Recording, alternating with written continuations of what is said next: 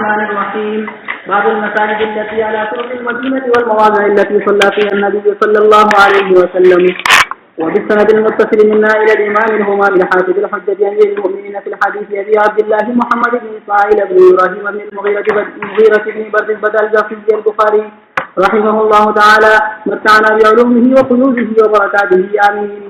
قال حدثنا محمد بن أبي بكر المقدمي قال حدثنا فضيل بن سليمان قال حدثنا موسى بن عقبة قال رأيت سالم بن عبد الله يتحرى أماكن من الطريق فيصلي فيها ويحدث أن أباه كان يصلي فيها وأنه رأى النبي صلى الله عليه وسلم يصلي في تلك الأمكنة. قال وحدثني نافع عن ابن عمر رضي الله عنهما أنه كان يصلي في تلك الأمكنة وسألت سالما فلا أعلمه إلا وفقرات عن في الأمكنة كلها إلا أنهما اختلفا في مسجد بشرف الروحاء.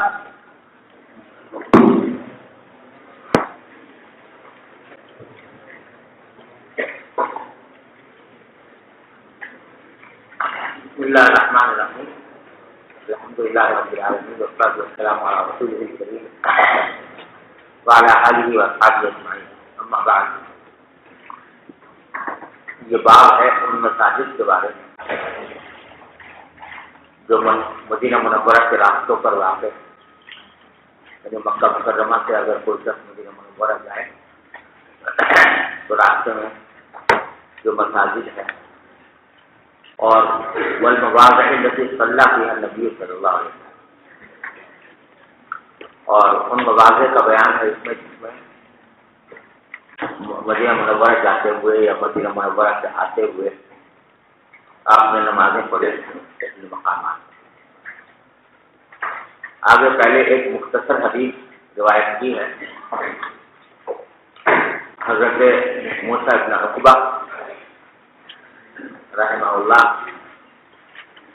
وہ جو امام ہیں مغازی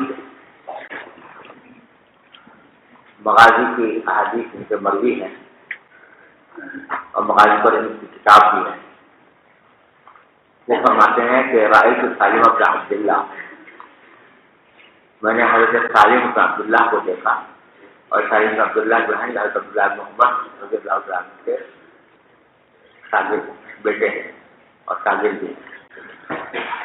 تو میں نے ان کو دیکھا کہ تحرّا، وہ باقاعدہ تلاش کیا کرتے تھے اماکن من الطریق، راستے میں ایسی جگہوں کو تلاش کرتے تھے اور اس میں نماز پڑھتے تھے، اور یہ بتایا کرتے تھے کہ ناباہو کا ہے کہ ان کے والد یعنی حضرت عبداللہ بن عمر بھی وہاں پر نماز پڑھا کرتے تھے. ورنہ نبی صلی اللہ علیہ وسلم جلدی سے شریف کرتے تھے. اور عبداللہ بن عمر یہ بتاتے تھے رضی اللہ تعالیٰ عنہ کہ انہوں نے نبی کریم صلی اللہ علیہ وسلم کو ان مقامات پر نماز پڑھتے ہوئے دیکھا.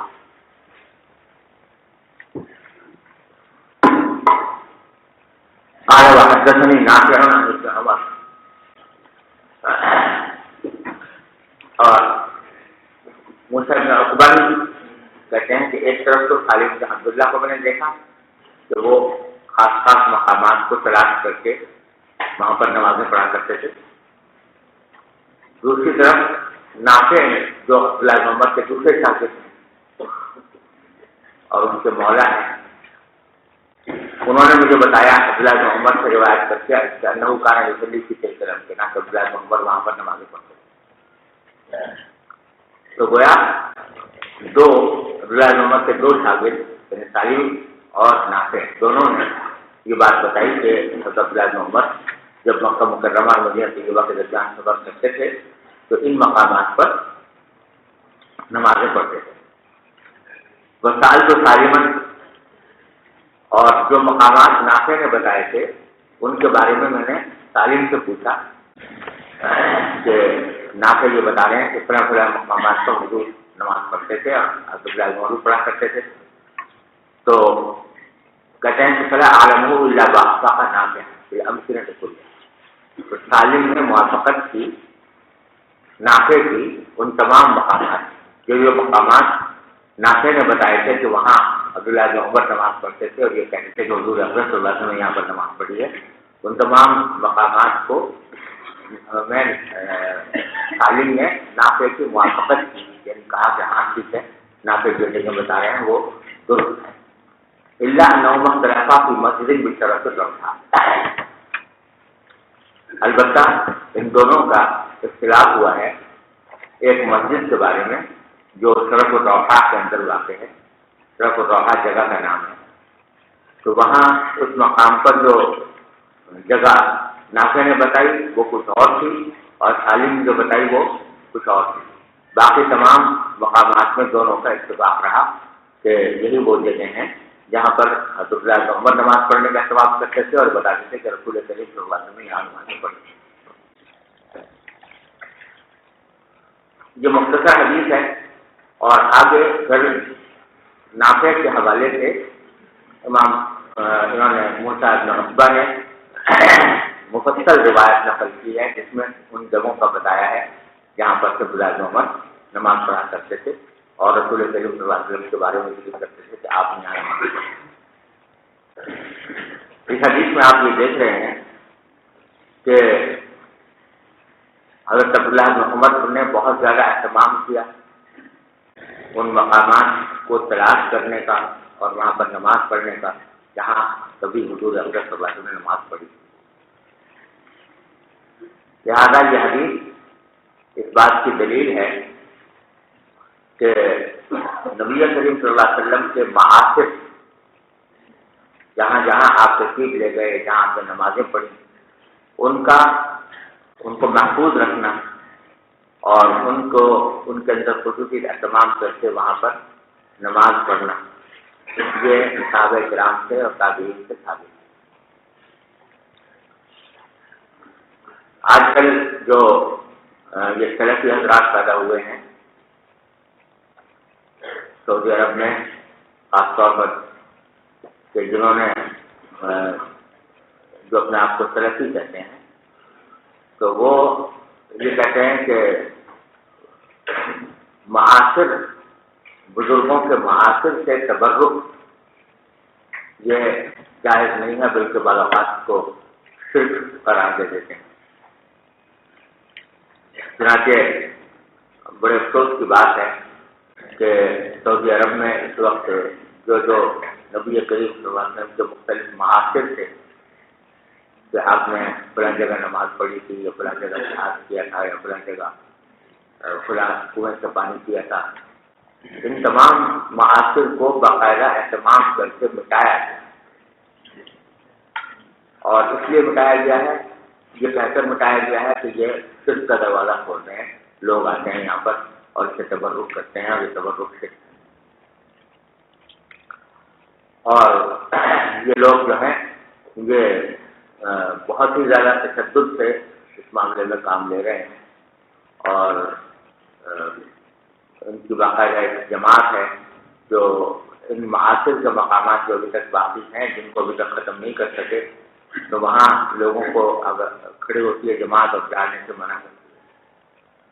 غزوہ احد جہاں پر ہوا، جبل احد کے پاس پورا ایک کولا کھڑا رہتا ہے، اور وہ مثلاً وہاں پر غزوہ احد کے پاس ایک غار ہے جس میں نبی کریم صلی اللہ علیہ وسلم نے غزوہ کے بعد جب آپ زخمی ہو گئے تھے تو وہاں پر آپ نے آرام فرمایا تھا اور وہاں پر آپ کا زخم دھویا گیا تھا، تو وہ غار ہے، لوگ جاتے تھے اس غار کو دیکھنے کے لیے، زیارت کرنے کے لیے، ہم بھی جایا کرتے تھے، کئی مرتبہ وہاں پر حاضری ہوئی، بیٹھتے تھے۔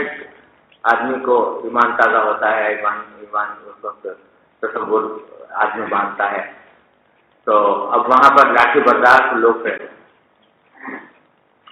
کہ کوئی جائے نہ وہاں، یہاں تک کہ غزوہ بدر، یہ بدر کا جو مقام ہے وہاں شہداء کے مزار پر جا کر اگر آدمی شراب عرض کرے تو کیا اس میں صرف کی بات ہے، لیکن وہاں عین سڑک کے اوپر لوگ کھڑے ہوئے ہیں کہ جو جانے سے روکتے ہیں تو ڈرنے کا، تو یہ اتنا تشدد انہوں نے شروع کر دیا اس بارے میں، اور یہ کہہ کر کے معاصر سے تبرک کرنا جو ہے یہ نہ چاہتے،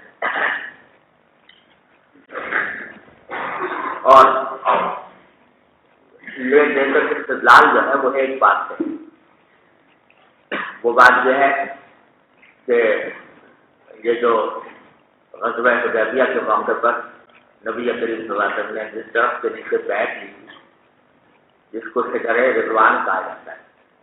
بیعت رضوان لیجیے نا تو وہ درخت جو ہے وہ شجر رضوان کہلاتا ہے. تو روایت میں یہ آتا ہے کہ سنن سعید بن منصور کی روایت ہے کہ حضرت فاروق اعظم رضی اللہ تعالیٰ عنہ نے وہ درخت کٹوا دیا اور وجہ یہ بیان کی تھی کہ لوگ جو ہیں یہاں پر آ کر جو ہیں وہ عبادت کرتے ہیں اور اس سے تبرک کرتے ہیں. تو اس بات سے حضرت فاروق اعظم نے وہ کٹوا دیا. ساری دلیل بس یہ ہے تو حضرت فاروق اعظم نے شجر رضوان کو کٹوا دیا. حالانکہ نبی کریم صلی اللہ علیہ وسلم کے معاصر سے تبرک کی اتنی احادیث ہیں صحابہ کرام کے اور نبی کریم صلی اللہ علیہ وسلم کی تقریر اس پر ثابت ہے. خود سرکار دو عالم صلی اللہ علیہ وسلم جب حلق فرمایا آپ نے تو خود اپنے بال مبارک صحابہ کرام نے تقسیم کیے اور صحابہ کرام نے اس کی حفاظت کا بڑا اہتمام کیا. خود بخاری شریف میں آپ جگہ جگہ کئی جگہ حدیثیں آئیں گی کہ جس پیالے سے نبی کریم صلی اللہ علیہ وسلم نے پانی پیا تھا اس پیالے کو صحابہ کرام نے بہت اہتمام کے ساتھ محفوظ رکھا اور یہاں تک کہ وہ ٹوٹ گیا تو اس کے اندر گنجے میں باندھ کر اس کو محفوظ رکھا. اسی طریقے سے حضرت ام سلیم رضی اللہ تعالیٰ عنہ جو ہے وہ نبی کریم صلی اللہ علیہ وسلم کا پسینہ جمع کیا ہے شیشی میں اور اس میں مشک ڈال کر اس کو رکھا اور جب کوئی بیمار ہوتا تھا تو اس کو اس میں سے پانی دیا کرتی تھی حضرت ام سلیم رضی اللہ تعالیٰ عنہ. ایک تو نہیں بہت کثرت کے ساتھ روایت ہے. اور یہ آپ دیکھ رہے ہو یہاں پر حضرت عبداللہ بن عمر کا عمل کہ باقاعدہ اہتمام کر کے یاد رکھا اور ان کے شاگردوں نے وہ ان جگہوں کا بیان کیا کہ یہاں پر نبی کریم صلی اللہ علیہ وسلم نے نماز پڑھی تھی لہٰذا یہاں پر ہم بھی نماز پڑھی.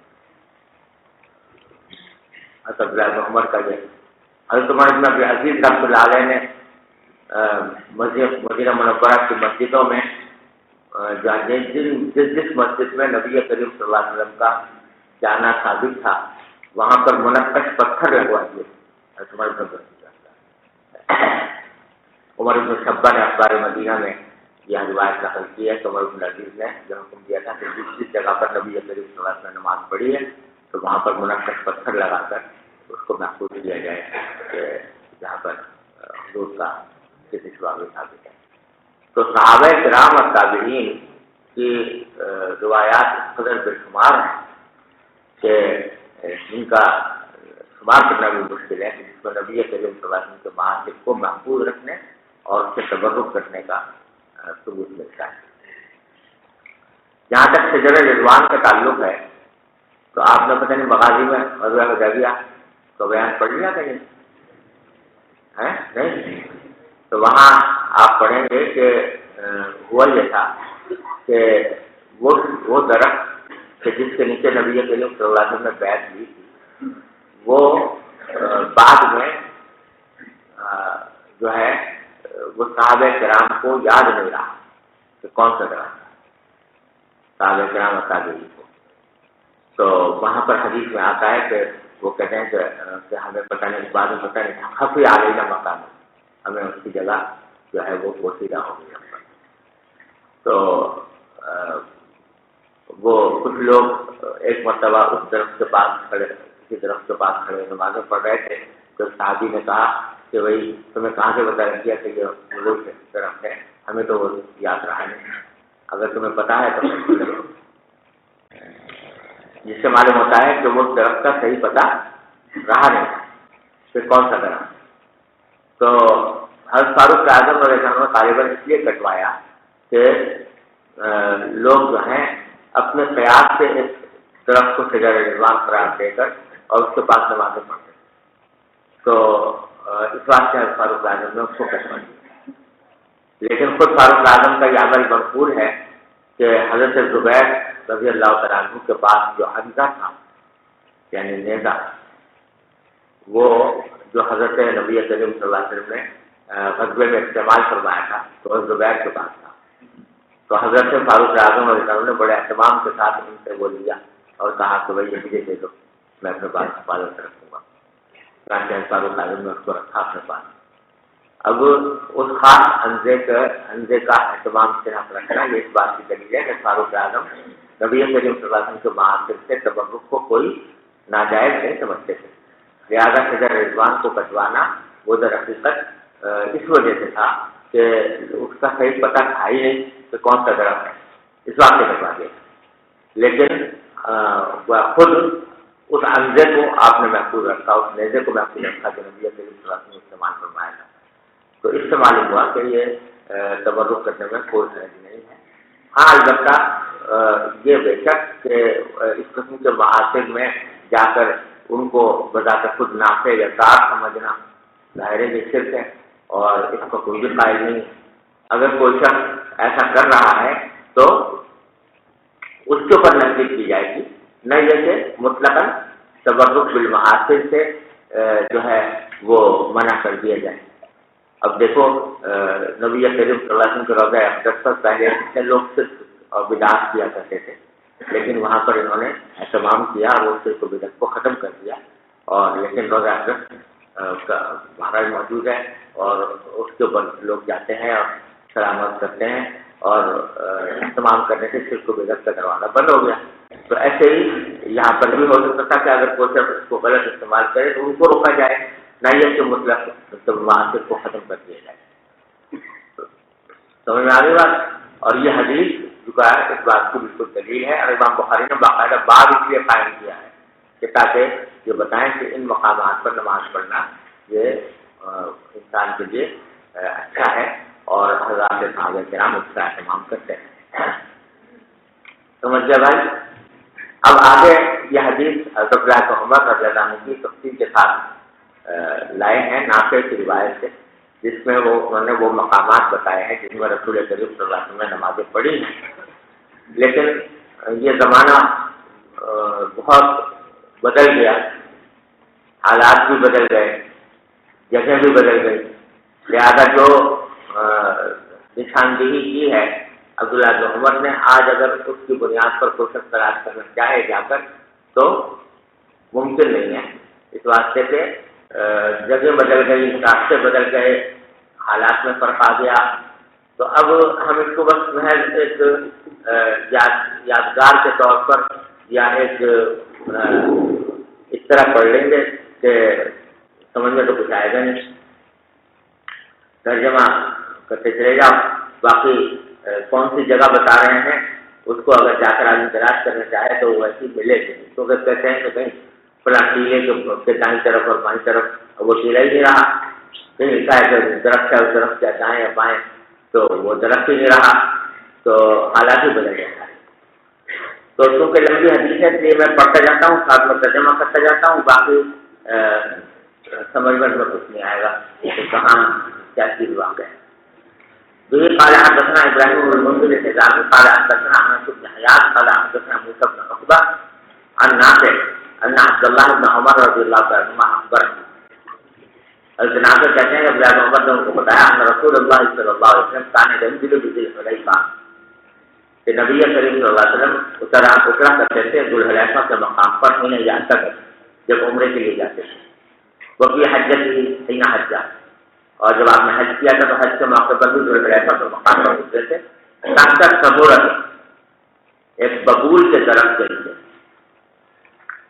سمورہ کہتے ہیں ببول کا درخت جو کانٹے والا درخت ہوتا ہے نا کیکر کا، تو اس کے نیچے اترے تھے۔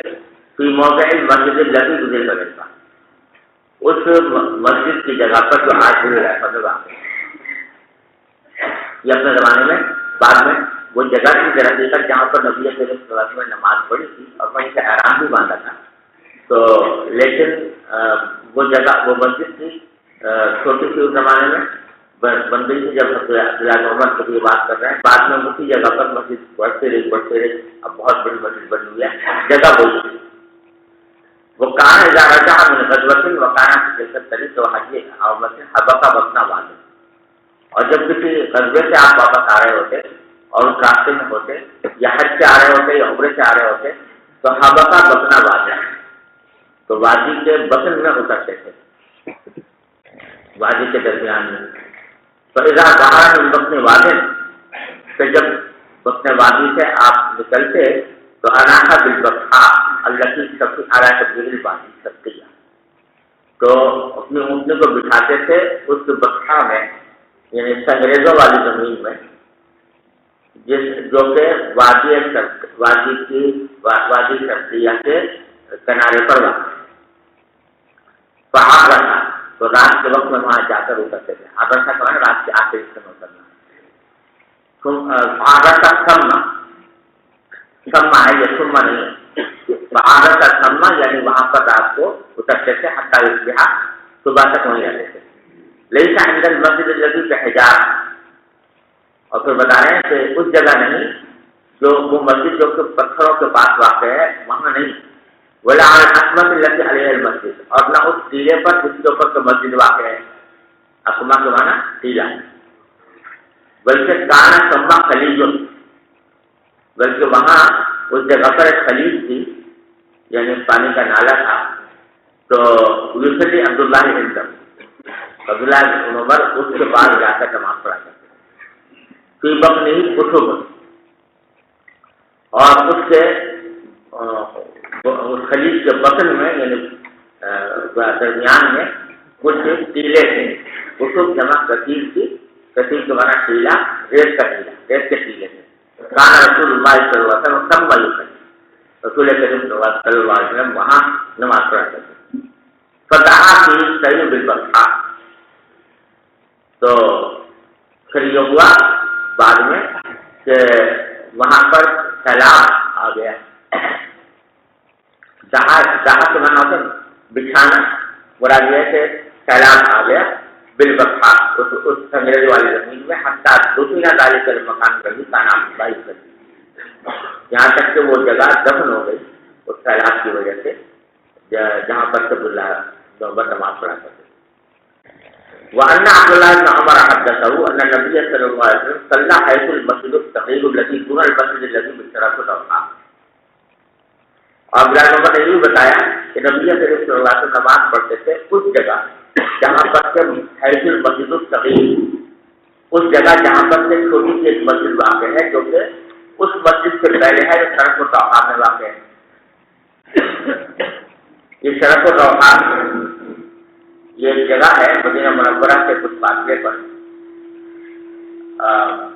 تقریباً سمجھو کہ 40 میل کے فاصلے پر مدینہ منورہ۔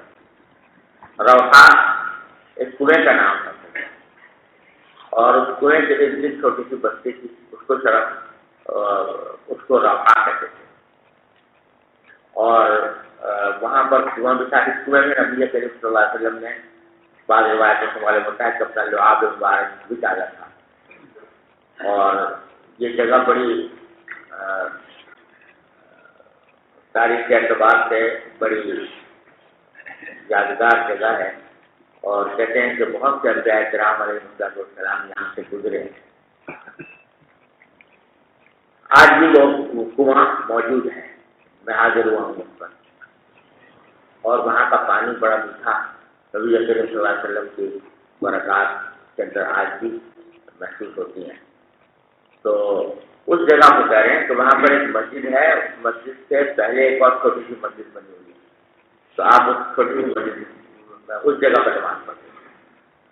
وقد کان عبداللہ یعلم المکان الذی کان صلی فیہ النبی صلی اللہ علیہ وسلم، عبداللہ بن عمر علامت لگا کر بتاتے تھے اس جگہ کی جہاں پر کہ نبی کریم صلی اللہ علیہ وسلم نے نماز پڑھی تھی۔ یقول سمع یمینی حین تقوم فی المسجد، تو وہ کہتے تھے اس جگہ اب تمہارے دائیں جانب جب کہ تم کھڑے ہو مسجد میں تصلی، وذالک المسجد والحافظ طریق الجمنہ وانت غائب القیامہ، اور وہ مسجد جو ہے وہ دائیں راستے کے کنارے پر واقع ہے جب کہ تم جا رہے ہو مکہ مکرمہ کے درمیان کی طرف، بینہ و بین المسجد الاکبر رمیۃ بحجر، اور اس کے چھوٹی مسجد سے اور بڑی مسجد کے درمیان اتنا فاصلہ ہے جتنا کہ ایک پتھر پھینکنے کا فاصلہ ہوتا ہے، او نحو ذلک۔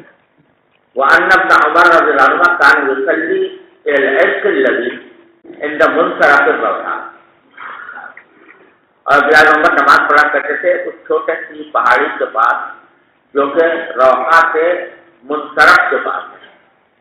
منصرف تو ہے روحانہ کا انتہائی علاقہ، آخری علاقہ، اس کے پاس جو کوئی چھوٹی سی پہاڑی ہے اس پر نماز پڑھتے تھے.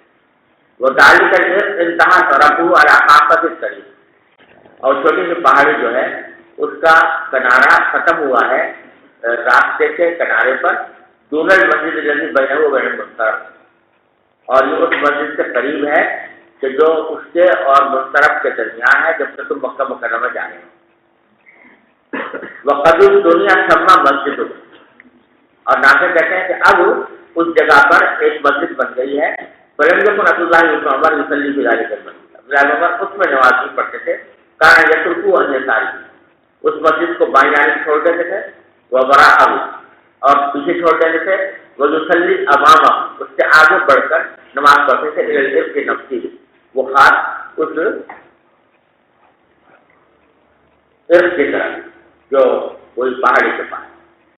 اب دیکھو بعد میں مسجد بن گئی اور مسجد کا تقاضا یہ تھا کہ آدمی مسجد میں نماز پڑھے، لیکن مسجد کو چھوڑ دیتے تھے اور جا کر اس پہاڑی کے پاس پڑھتے تھے نماز، کیونکہ نبی کریم صلی اللہ علیہ وسلم پہاڑی کے پاس پڑھی اس واسطے وہاں پہ جاتے تھے.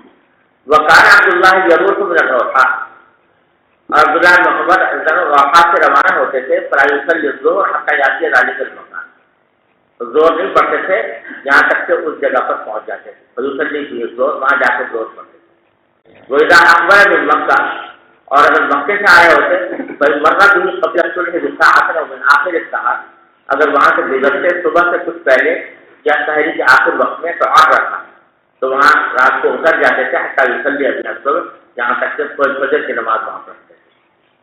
وأن عبد الله حدثه أن النبي صلى الله عليه وسلم كان ينزل تحت السرعة ضخمة دون الرويدة، اور عبداللہ محمد نے یہ بتایا کہ نبی کریم صلی اللہ علیہ وسلم اترا کرتے تھے ایک بہت لمبے چوڑے درخت کے نیچے.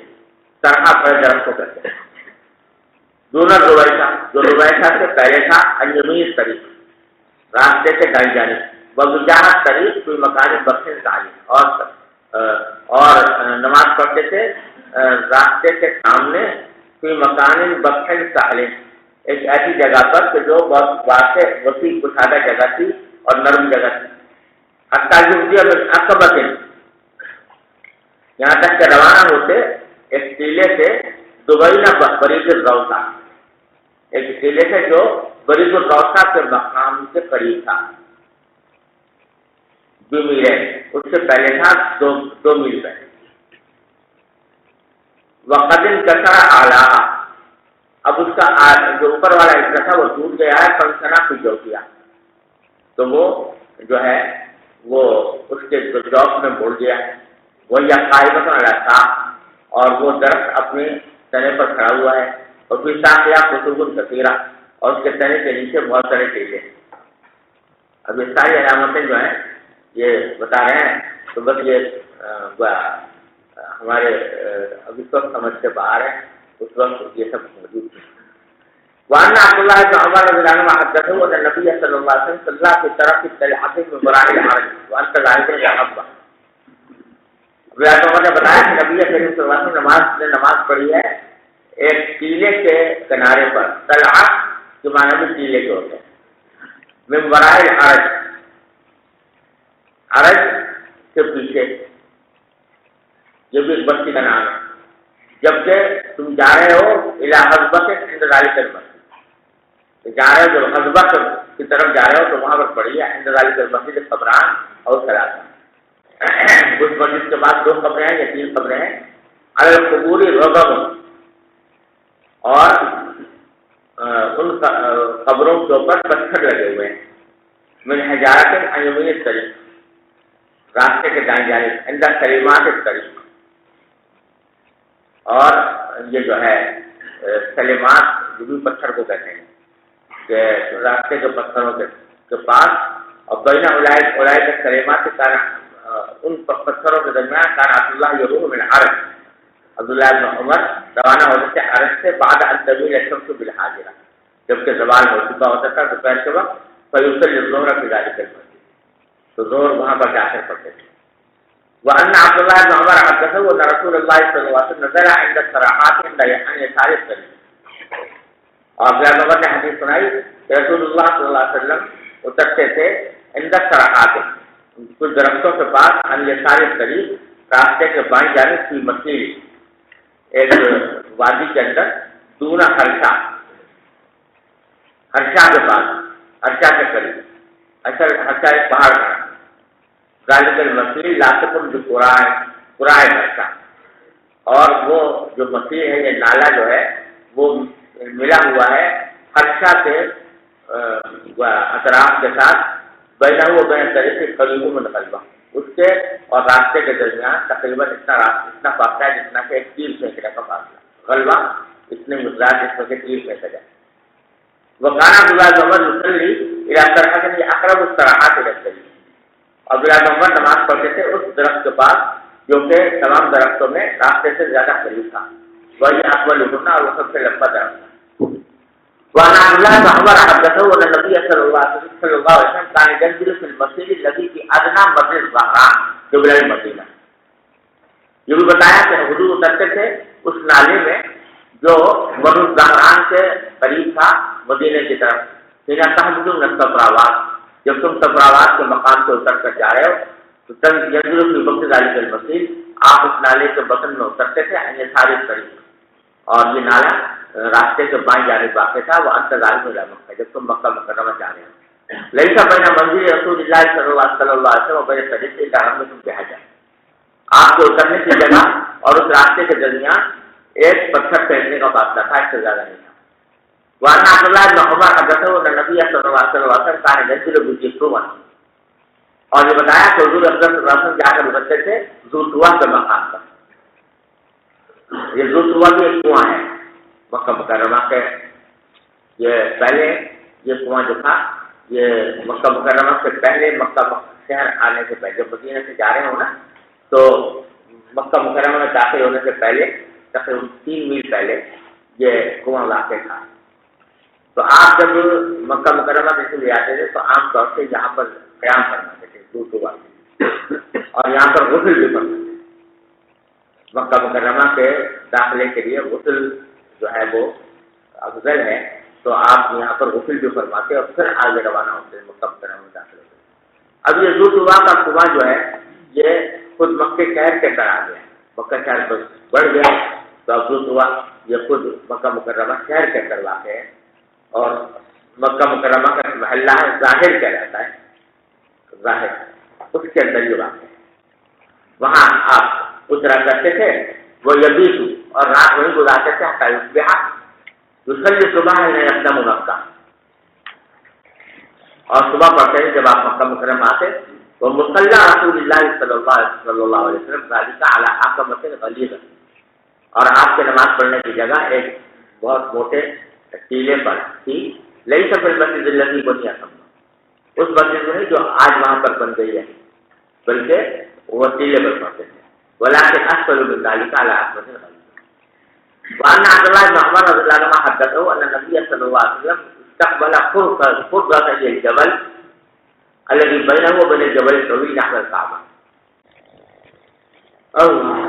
اور یہ کہ نبی صلی اللہ علیہ وسلم نے رخ کیا فرقة الجبل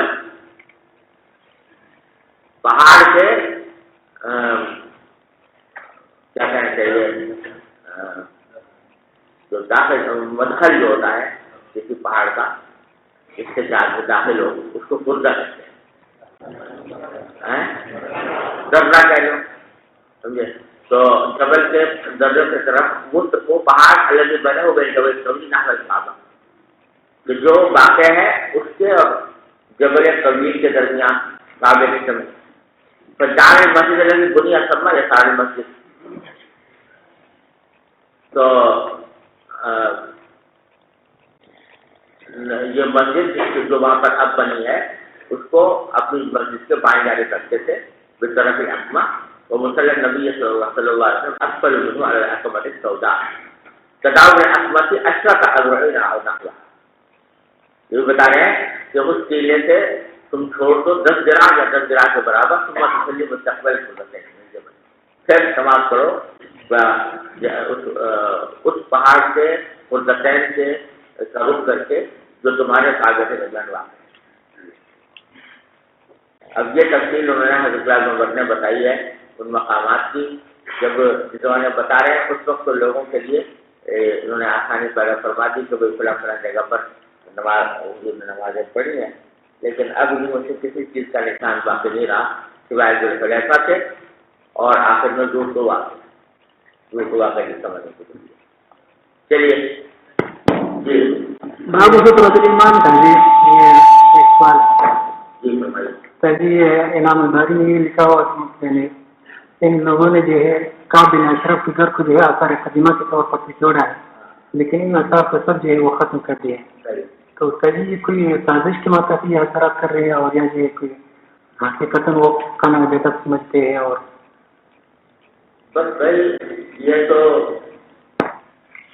یعنی ان کا کہنے کی تعبیر یہ ہے کہ کعب بن اشرف کے قلعے کو کوئی شخص تعظیم نہیں کرے گا، اس کی تعظیم نہیں کرے گا، یا رواسل کا خطرہ نہیں۔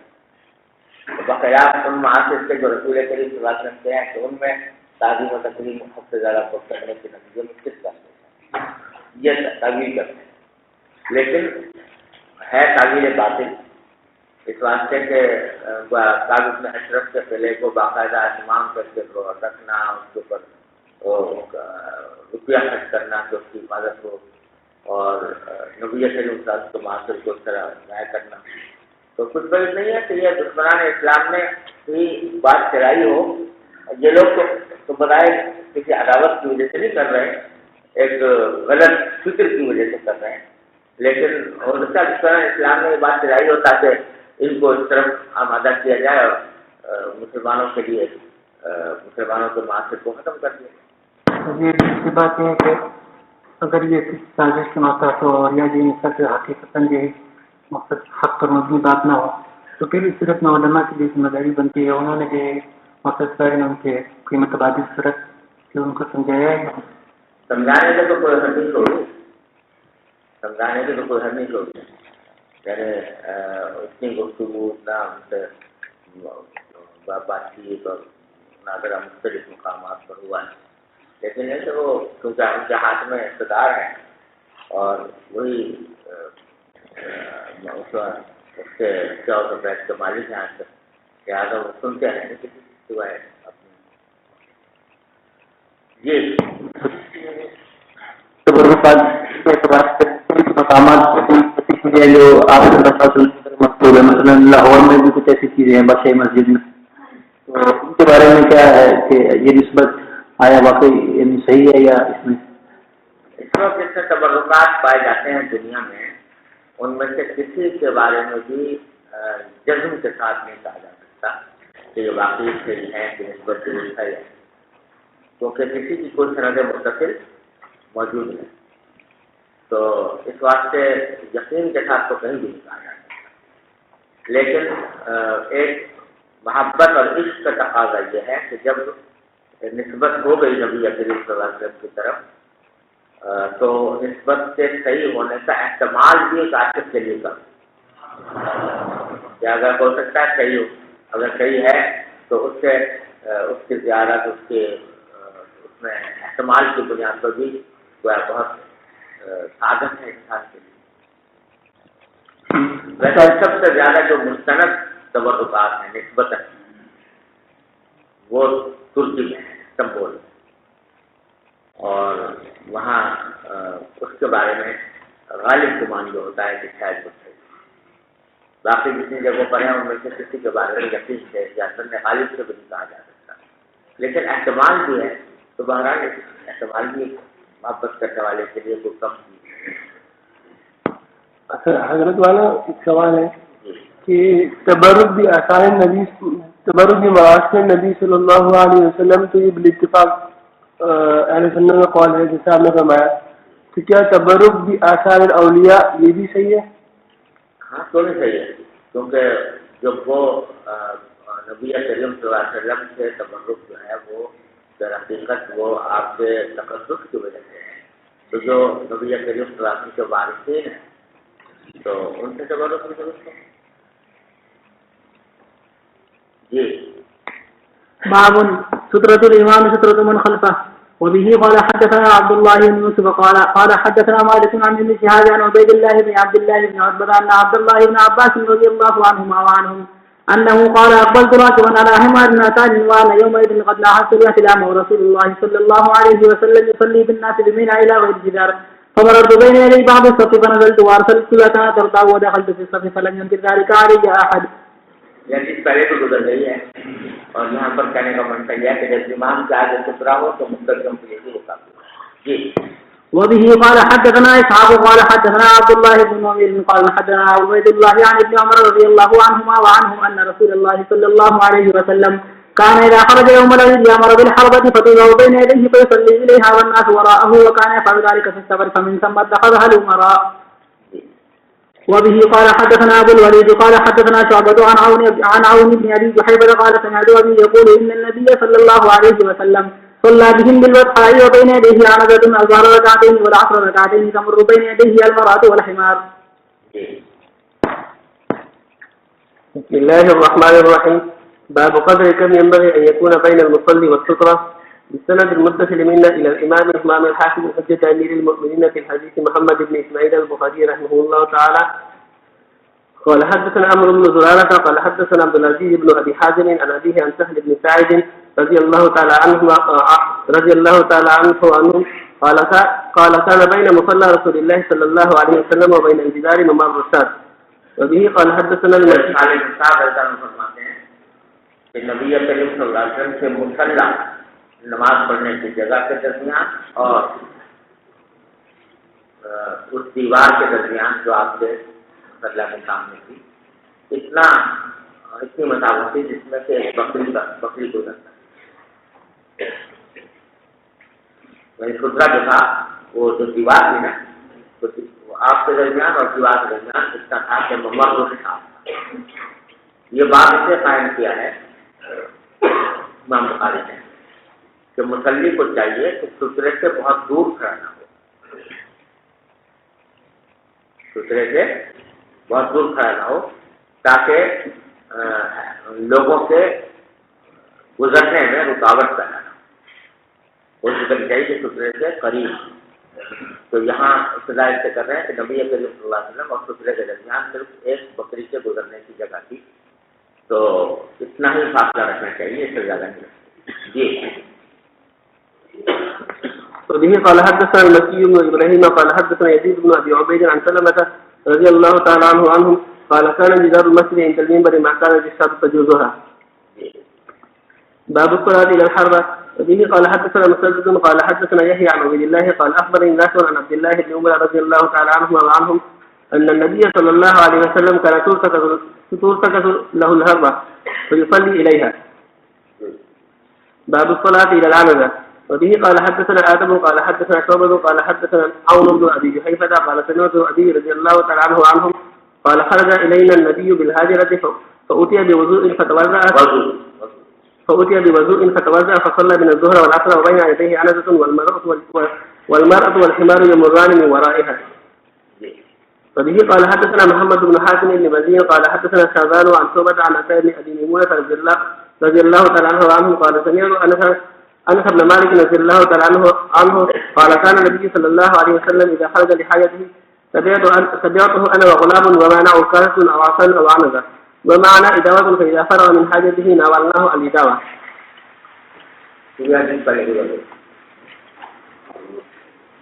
باب السترة بمكة وغيرها.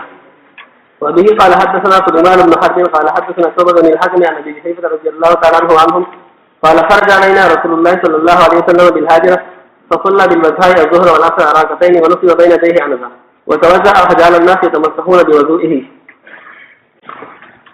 باب السترة بمكة وغيرها. اس باب میں امام بخاری رحمۃ اللہ علیہ ایک اختلافی فقہی مسئلہ بیان کرنا چاہتے ہیں. وہ مسئلہ یہ ہے کہ ساری دنیا میں تو باتفاق یہ حکم ہے کہ جب تک سترا سامنے نہ ہو تو مصلی کے سامنے سے گزرنا جائز.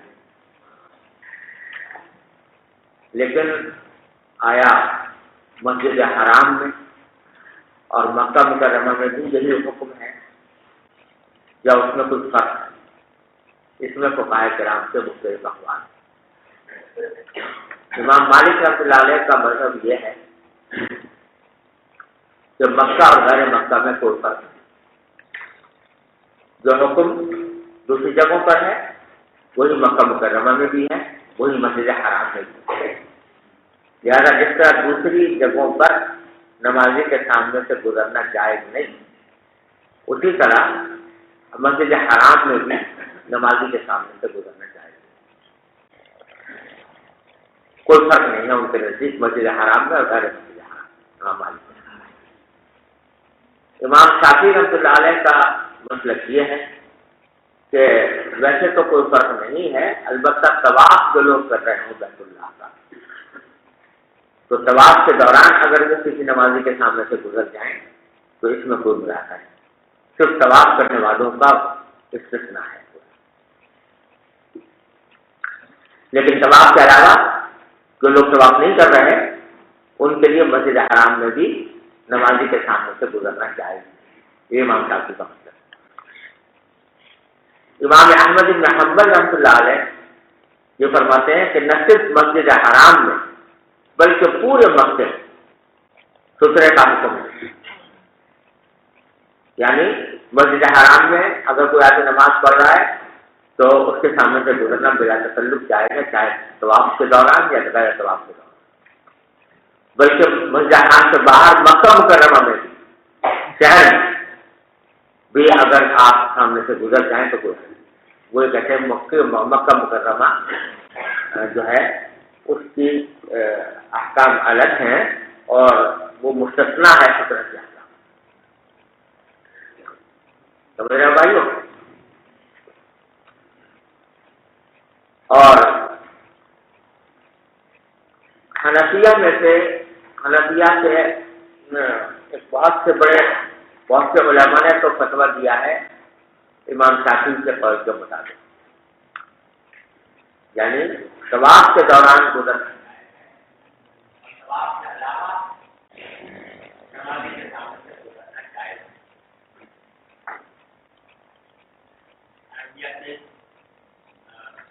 بہت سے علماء نے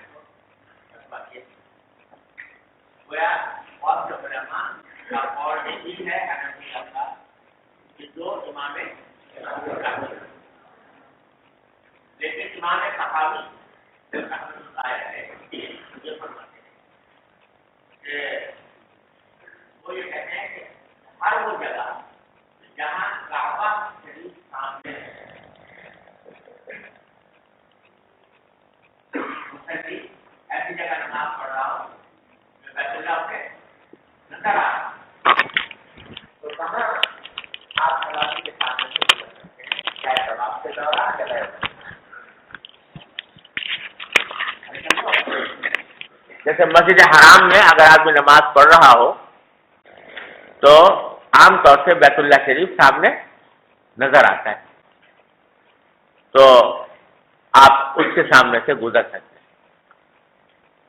بلکہ اگر مسجد حرام سے باہر بھی کسی جگہ نماز پڑھ رہے ہوں جہاں سے کعبہ شریف نظر آ رہا تو سامنے سے گزرنا جائے۔ ارے سمجھو؟ اور بظاہر اس کی وجہ یہ ہے کہ جو منع ہے نا سامنے سے گزرنا، وہ اس لیے ہے کہ نماز میں خلل واقع ہوتا ہے، انسان کی توجہ بڑھتی ہے انسان کی۔ لیکن امام طاوی فرماتے ہیں کہ جب بیت اللہ شریف سامنے ہو تو پھر کوئی چیز خاطر میں نہیں آتی۔ جب آدمی بیت اللہ کے سامنے نماز پڑھ رہا ہو، بیت اللہ شریف نظر آ رہا ہو، تو پھر چاہے کوئی مخلوق گزرے کتنی ہی، انسان کی کیفیت ہی کچھ اور ہوتی ہے بیت اللہ شریف کو دیکھ کر۔ لہذا وہاں سے سامنے سے گزرنے میں کوئی مداخلہ نہیں۔ حنفیہ کے متاخرین نے جیسے علامہ شامی وغیرہ، انہوں نے امام طحاوی کے قول کو پسند کیا ہے، اور یہی راجح ہے کہ جب بیت اللہ شریف سامنے ہو تو سامنے سے گزرنا جائے۔ ارے سمجھے؟ امام بخاری کا مسلک بظاہر معلوم ہوتا ہے امام مالک کے مطابق،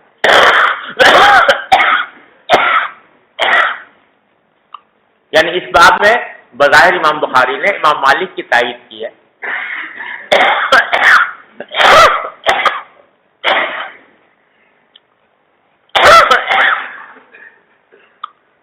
جن کا مذہب یہ ہے کہ سترے کے احکام میں مکہ اور غیر مکہ میں کوئی فرق نہیں، اسی لیے باب قائم کیا باب السترۃ بھی مکہ تھا وغیرہ، سترہ قائم کرنا ضروری ہے مکہ مکرمہ میں بھی اور غیر مکہ میں۔ اور استدلال کیا ہے ابو جحیفہ رضی اللہ تعالیٰ عنہ کی روایت سے قال خرج علینا رسول اللہ صلی اللہ علیہ وسلم بالحاجرہ، حضرت صلی اللہ علیہ وسلم نکلے دوپہر کے وقت میں، حاجرہ کے معنی دوپہر کا وقت، فصلی بالبطحاء، تو بطحاء کے مقام پر آپ نے نماز پڑھی الظہر والعصر رکعتین، ظہر اور عصر کی نماز پڑھی 2 رکعتیں، ونصب بین یدیہ انزۃ، اور اس طرح پڑھی کہ آپ کے سامنے نصب کیا گیا تھا ایک انزہ یعنی ایک نیزہ، یہاں آپ نے ستر لگایا، اور بطحاء جو ہے یہ مکہ مکرمہ ہی کا حصہ ہے، تو مکہ مکرمہ بھی آپ نے سترے کا اہتمام فرمایا۔ اس سے استدلال کرتے ہیں کہ مکہ مکرمہ میں بھی سترے کا حکم موجود ہے۔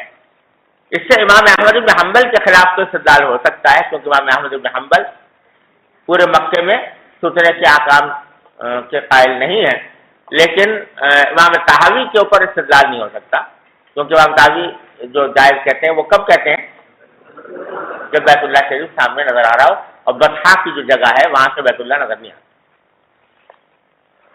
سمجھ گئے بھائی؟ وتوضا، اور آپ نے وہاں پر وضو بھی فرمایا، فجعل الناس يتمسحون بوضوئه، تو لوگوں نے تمسح کرنا شروع کر دیا آپ کے وضو کے پانی سے، یعنی ہاتھ میں لگا کر اپنے جسم پر مل لینے۔ جی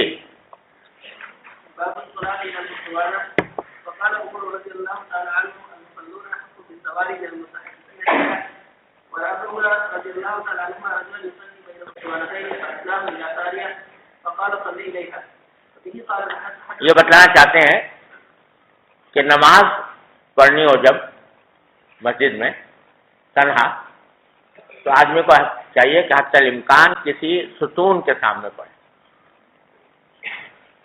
ستون کے پاس کھڑا ہو کر پڑھے تاکہ گزرنے والوں کو تکلیف نہ ہو۔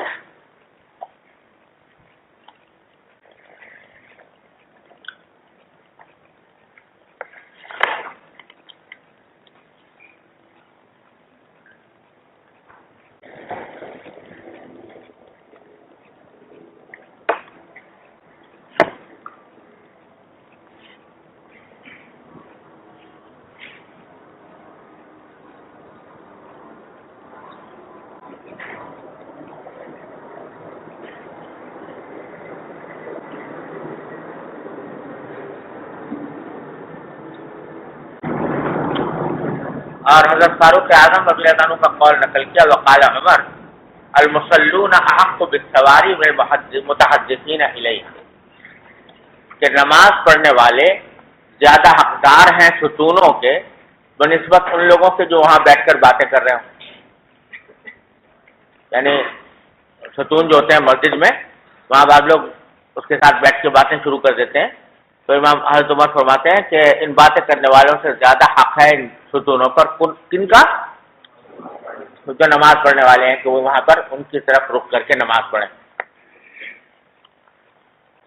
اور ورأى ابن عمر رضی اللہ عنہما رجلا یصلی بین اسطوانتین، عبداللہ ابن عمر رضی اللہ عنہ نے دیکھا ایک شخص کو کہ وہ دو ستونوں کے درمیان نماز پڑھ رہا ہے، یعنی اچھے خاصے ستون موجود ہیں، ستون کو چھوڑ کر بیچ میں نماز پڑھنی شروع کر دی۔ فأدناہ الی ساریۃ، تو عبداللہ ابن عمر نے اس کو قریب کر دیا ایک ستون کے اور فرمایا صلی الیہا، ادھر کا رخ کر کے نماز پڑھو۔ مقصد کیا ہے کہ اگر ستونوں کے درمیان آپ نماز پڑھ رہا ہوگا تو اس کے آگے سے گزرنے والے کے لیے گزرنا ممکن نہیں رہے گا، تو لوگوں کے لیے راستہ بند کر دینا یہ جائز نہیں ہے۔ بہت سے لوگ اس میں بحث کیا کرتے ہیں کہ مسجد کے عین وسط میں فین کے اندر نماز پڑھنی شروع کر دی، اب جانے والوں کا راستہ بند ہو گیا، تو اسی کی تاکید کی ہے حضرت عبداللہ بن عمر۔ آپ دیکھو گے شریعت نے ہر جگہ احکام میں اس بات کی رعایت رکھی ہے کہ چاہے آدمی عبادت کر رہا ہو چاہے کچھ کر رہا ہو، لیکن اس طرح کرے کہ دوسرے آدمی کو تکلیف نہ ہو۔ اس کا اہتمام ہر جگہ آپ کو نظر آئے گا شریعت میں، اور جتنا اہتمام شریعت نے کیا ہے اتنی غفلت آج کل اس معاملے میں، اپنا جو دماغ میں آ رہا ہے وہ کام کرتے ہیں، اس سے بحث نہیں کہ دوسرے کو سب تکلیف پہنچے گی یا نقصان ہوگا یا فائدہ پہنچے گا۔ تو شریعت کے اس مزاج کو سمجھنے کی ضرورت ہے اور اس کو عمل میں لانے کی ضرورت ہے کہ اپنے کسی عمل سے دوسرے کو ادنا بھی تکلیف نہ ہو۔ المسلم من سلم المسلمون من لسانه ويده۔ چلیے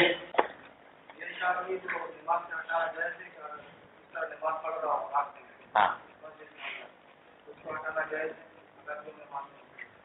ہٹانا جائز ہے اگر اس طرح ہو کہ کیا نام ہے اتنا قریب ہو کہ اس سے بہت عمل قلیل عمل کثیر لازم نہ آئے اس کا، تو اتنا ہٹا کر ادھر اس کے پاس کر دے تو کوئی حرج نہیں، لیکن یہ نہیں کہ تم اس کو کھینچ کے لے جاؤ۔ جی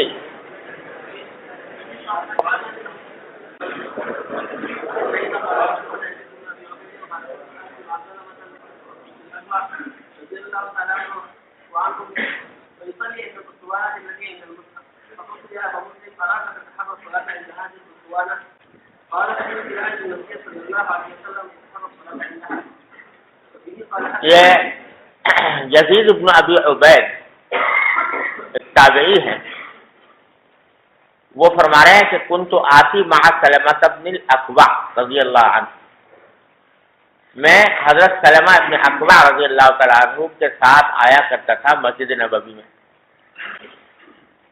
فیصلی عند الاسطوانۃ التی عند المصحف، تو وہ خاص نماز پڑھا کرتے تھے اس ستون کے پاس جو مصحف کے پاس ہے، یعنی مصحف قرآن کریم کا نسخہ، یہ جیسے آپ کو معلوم ہے کہ فاروق حضرت عثمان رضی اللہ تعالیٰ عنہ نے 7 مصاحف تیار کرائے تھے نا، ان میں سے ایک مصحف جو ہے وہ مسجد نبوی میں رکھوا دیا تھا، تو مسجد نبوی میں جس جگہ مصحف رکھا ہوا ہے اس کے پاس جو استوانہ ہے وہاں پر حضرت سلمہ ابن اکوع نماز پڑھا کرتے تھے۔ فقلت یا ابا مسلم، میں نے کہا ان سے کہ اے ابو مسلم، ان کی کنیت ہے سلمہ ابن اکوع رضی اللہ عنہ، میں نے ان سے کہا کہ اراک تتحرى الصلاة عند هذه الاسطوانة، میں آپ کو دیکھتا ہوں کہ آپ خاص اہتمام کرتے ہیں، تلاش کرتے ہیں نماز پڑھنے کا اس استوانے کے پاس، یعنی یہ نہیں کہ جہاں بھی موقع مل گیا پڑھ لیا، بلکہ خاص اہتمام کرتے ہیں کہ اسی استوانے کے پاس جا کر نماز پڑھیں، تو کیا وجہ ہے؟ قال، تو حضرت سلمہ ابن اکوع نے کہا کہ فإني رأيت النبي صلی اللہ علیہ وسلم يتحرى الصلاة عندها، کہ میں نے حضور کو دیکھا ہے کہ آپ اس کے پاس نماز پڑھنے کا اہتمام فرماتے تھے، تو میں بھی وہاں پر پڑھنے کا اہتمام کرتا ہوں۔ اب اس استوانے سے کون سا استوانہ مراد ہے، اس کے بارے میں شراح کے دو قول ہیں. ایک قول تو وہ ہے جو حافظ ابن حجر اور علامہ عینی رحمہ اللہ وغیرہ نے اختیار کیا ہے. ان کا کہنا یہ ہے کہ یہ اس سے مراد ہے اسطوانہ عائشہ. اس کو اسطوانہ عائشہ بھی کہتے ہیں اور اسطوانہ المہاجرین بھی کہتے ہیں. آج کل اس اسطوانے میں لکھا ہوا ہے حالی اسطوانہ عائشہ، نام اس پر اسطوانہ عائشہ لکھا ہوا ہے. اور جو وہ اسطوانہ ہے کہ جب ابتدا میں نبی کریم صلی اللہ علیہ وسلم نے مسجد نبوی میں نماز پڑھانی شروع کی تو عام طور سے اس جگہ پر کھڑے ہوا کرتے تھے. اس وقت تک مسجد میں توسیع نہیں ہوئی تھی تو اس جگہ پر آپ کھڑے ہو کر امامت فرمایا کرتے تھے.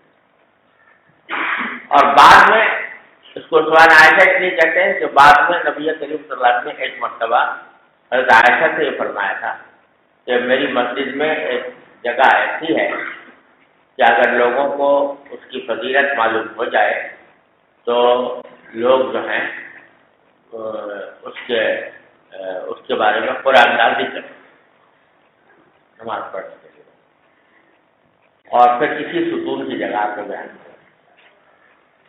اس لیے اس کو اسطوانہ عائشہ کہتے ہیں اور اس کو مہاجرین بھی اس کو کہا جاتا ہے. سمجھ رہے ہو؟ اور یہ اس طرح ہے کہ جو آج کل محراب بنی ہوئی ہے نبی کریم محراب نبی کہتی ہے اور کہتے ہیں اس کو حضور کے زمانے میں محراب نہیں تھی، لیکن محراب سے ایک سب پیچھے بائیں ہاتھ پر یہ اسطوانہ ہے اور اس کو اسطوانہ کو عائشہ اس کے اوپر لکھا ہوا ہے. تو حافظ ابن حجر علامہ عینی کی کا خیال یہ ہے کہ یہ اس سے مراد حضرت عائشہ کو اسطوانہ عائشہ ہے جہاں حضرت سلمان بن اکوع خصوصی اہتمام کے ساتھ نمازیں پڑھا کرتے تھے. اور لیکن علامہ سمہودی رحمۃ اللہ علیہ یہ مدینہ منورہ کے سب سے زیادہ مستند مورخ ہیں. علامہ سمہودی، ان کی کتاب ہے وفاء الوفا فی اخبار مدینہ المصطفیٰ صلی اللہ علیہ وسلم. 2 جلدوں میں یہ کتاب ہے جس میں مدینہ منورہ کے معاصر کا بیان ہے سارا. وفاء الوفا فی اخبار مدینہ المصطفیٰ صلی اللہ علیہ وسلم. ہمارے اسلاف میں بھی اللہ تعالیٰ نے عجیب عجیب شخصیت سے پیدا فرمائی ہے. یہ علامہ سمودی رحمۃ اللہ علیہ کہتے ہیں کہ ان کی کوئی اور کتاب معروف نہیں ہے، بس یہی ایک کتاب معروف ہے ان کی وفاء الوفا. لیکن یہ مدینہ منورہ کے حالات پر سب سے بڑا ماخذ ہے اور سب سے زیادہ مستند سمجھی جاتی ہے، کیونکہ انہوں نے مدینہ منورہ کی جگہوں کا جو بیان کیا ہے، اس کی جو تاریخ کی ہے اور ان جگہوں کی جو تحقیق کی ہے، تو باقاعدہ ناپ کر پورے مدینہ منورہ کی پیمائش کر کے ناپ کر ایک جگہ کی تعین کی ہے علامہ سمودی. اس واسطے اور بس یہ کام کر گئے دنیا اور کوئی کتاب ان کی معروف نہیں ہے. لیکن اس کتاب کی وجہ سے یہ مشہور ہے علامہ سمہودی. ان کا کہنا یہ ہے کہ یہ جو سلمان بن اکوع جس ستون کے پاس جا کر نماز پڑھنے کا اہتمام کرتے تھے، یہ اسطوانہ عائشہ نہیں بلکہ اسطوانہ تو علم المصلی. اسطوانہ تو علم المصلی. یہ علم المصلی کیا ہے؟ جیسا میں نے آپ سے ابھی ذکر کیا کہ شروع میں تو مسجد جب چھوٹی تھی تو اس وقت آپ اسطوانہ عائشہ کے اوپر کھڑے ہو کر نماز پڑھا کرتے تھے، امامت وہاں فرماتے تھے. پھر حضور اکرم صلی اللہ علیہ وسلم کے زمانے ہی میں مسجد میں توسیع ہوئی قبلے کی طرف، 2 صف کی بچہ آگے بڑھائی جائے۔ اس وقت آپ جس جگہ نماز پڑھاتے تھے کھڑے ہو کر وہ ہے علم المصلی، سمجھے؟ آج جو مسجد نبوی میں محراب نبی جس کو کہا جاتا ہے، محراب النبی، وہاں ایک محراب بنی ہوئی ہے،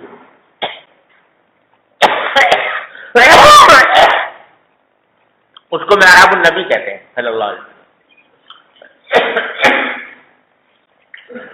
اب نبی کریم صلی اللہ علیہ وسلم کے زمانے میں تو محراب النبی محراب کوئی تھی نہیں، محراب تو بعد میں بنی۔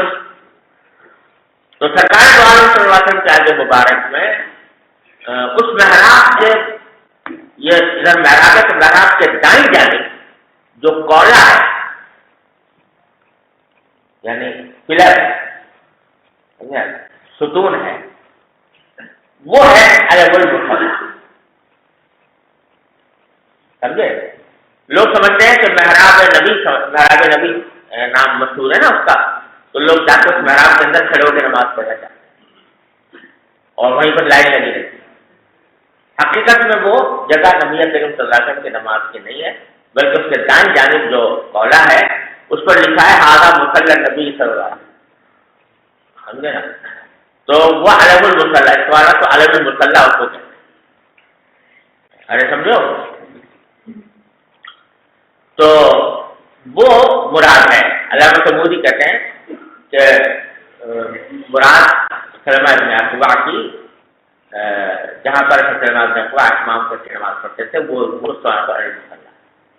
بہرحال اس سے ایک بات معلوم ضرور ہوئی کہ ریاض الجنہ میں بھی، یہ سب علاقہ ہے ریاض الجنہ میں بھی بعض خاص ستون ایسے ہیں کہ جن کی طرف نماز پڑھنا اور دور جگہوں سے بہتر اور افضل ہے۔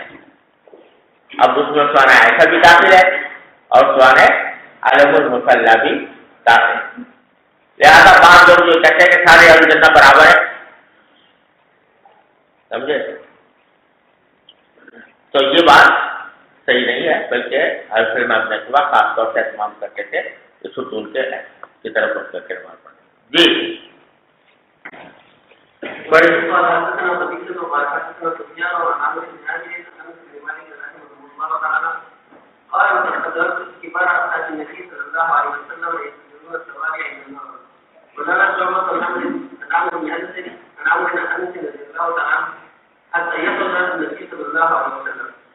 جو فرماتے ہیں حضرت انس کہ لقد ادرکت کبار اصحاب النبی صلی اللہ علیہ وسلم، میں نے بڑے بڑے صحابہ کرام کو پایا ہے جو وہ جب تدیرون الصلاۃ، وہ لپکتے تھے ستونوں کی طرف مغرب کے وقت، یعنی جب اذان مغرب ہو جاتی تو مغرب سے پہلے 2 رکعتیں پڑھنے کے لیے وہ لپکتے تھے ستونوں کی طرف، اور آخر میں روایت میں ہے کہ حتیٰ یخرج النبی صلی اللہ علیہ وسلم، یہاں تک کہ آپ باہر تشریف لے آتے نماز پڑھانے کے لیے، یعنی مغرب سے پہلے 2 رکعتیں پڑھنے کے لیے جلدی جلدی جایا کرتے تھے۔ کہاں؟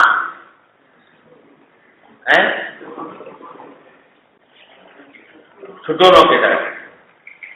یہ حدیث جو ہے بالکل واضح دلیل ہے شافعیہ حنابلہ وغیرہ کی اس بارے میں کہ مغرب سے پہلے 2 رکعتیں جو ہیں وہ مشروع ہیں اور صحابہ کرام پڑھا کرتے ہیں، اور اس پر اور بھی دلائل ہے۔ حنفیہ کی طرف جو منسوب ہے تو وہ کہتے ہیں کہ مغرب سے پہلے 2 رکعتیں پڑھنا مکروہ ہے، اور وہ مکروہ ہونے کی وجہ بیان کرتے ہیں کہ مغرب کے اندر فضیلت ہے جلدی پڑھنے کی، تو 2 رکعتیں پڑھنے کی وجہ سے تاخیر ہو جاتی ہے، اس بات سے یہ مناسب نہیں ہے۔ لیکن صحیح بات یہ ہے کہ مکروہ ہونے کی کوئی دلیل نہیں ہے، اور مکروہ ہونے کے خلاف دلائل یہ حدیث بالکل واضح ہے کہ جس میں صحابہ کرام لبک کر نمازیں پڑھا کرتے ہیں، تو اس لیے مکروہ کہنے کا کوئی جواز نہیں۔ حضرت شاہ صاحب رحمۃ اللہ علیہ نے یہی موقف اختیار کیا ہے کہ اس کو مکروہ نہیں کہا جا سکتا، اور یہ کیا ہے، یہ مباح، پڑھنا چاہے تو پڑھ سکتے، کوئی گناہ نہیں، اور اس میں کوئی کراہت بھی نہیں۔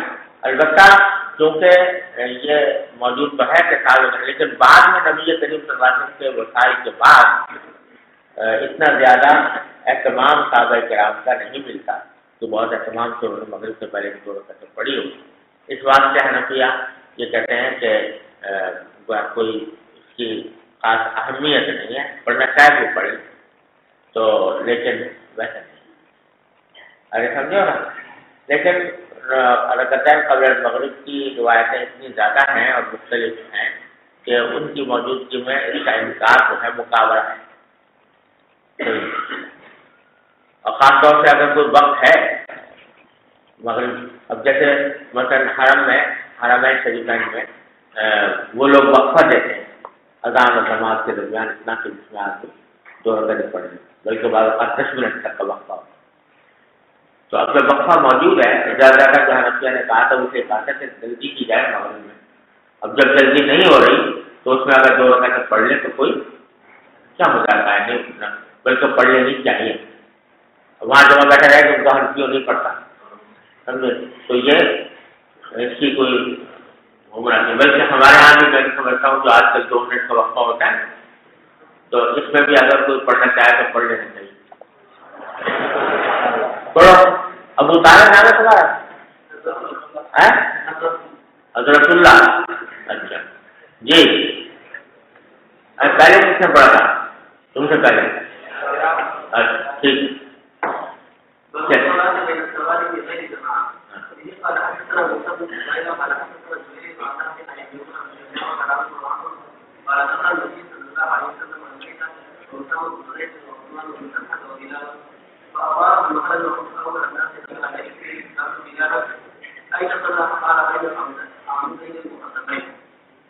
یہ پچھلے پاس میں یہ آیا تھا جب عبداللہ بن عمر نے ایک شخص کو دیکھا کہ ستونوں کے درمیان نماز پڑھ رہا ہے تو اس کو قریب کر دیا تھا کہ ستون سے گویا ستونوں کے درمیان نماز پڑھنے کو انہوں نے پسند نہ کیا۔ تو بتانا چاہتے ہیں بخاری کوئی شخص اسے یہ نہ سمجھے کہ ہر حال میں منع ہے بین ساری نماز پڑھنا، منع اس وقت ہے جبکہ اس سے گزرنے والوں کا کوئی تکلیف اور راستہ بند ہوتا ہے، جہاں راستہ بند نہیں ہوتا تو کوئی حرج نہیں۔ اور اس لیے حدیث نقل کے عبداللہ بن عمر کی کہ نبی کریم صلی اللہ علیہ وسلم بیت اللہ میں داخل ہوئے اور اسامہ بن زید کے ساتھ تھے، اور عثمان بن طلحہ بھی تھے، یہاں سے بلال بھی تھے، کافی دیر لگائی وہاں پر، ثم خرج واپس جائے وقلت اول الناس دخل علی ذکری، اور میں پہلا شخص تھا جو آپ کے بعد داخل ہوا وہاں پر، تو میں نے حضرت بلال سے پوچھا کہ کہاں نماز پڑھی آپ نے؟ فقال بین العمودین المقدمین، تو نے کہا کہ اگلے 2 ستونوں کے درمیان پڑھی، یہاں 2 ستونوں کے درمیان پڑھی آپ ہے نا، کیونکہ وہاں سے کسی کے گزرنے کا کوئی احتمال نہیں تھا، اس لیے پڑھی، تو معلومات کیسا کرنا جائز ہے۔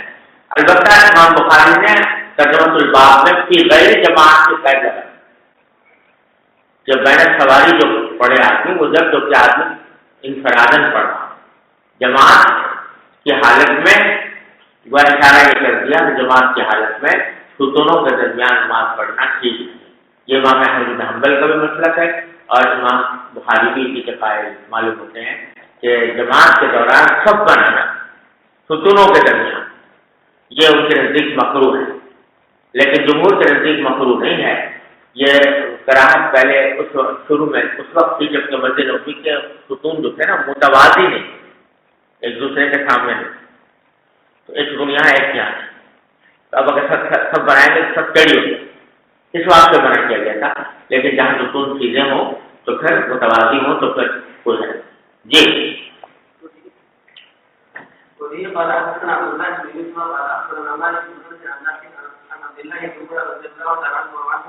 أن رسول الله صلى الله عليه وسلم دخل الكعبة وأقام بوليس وبلال وقام بسنة النبي فأوتر عليه ومكث عليه ومكث فيها فأتوا إلى أن خرج ما صنع النبي صلى الله عليه وسلم قال جاء عمر أن يساله وعرض عن يمينه وتكاثر عامة وراءه وكان الذي يومئذ لا تسجد الأعلى ثم صلى فقال لا إنه حدثني مالك رحمه الله فقال عن بين عن يمينه.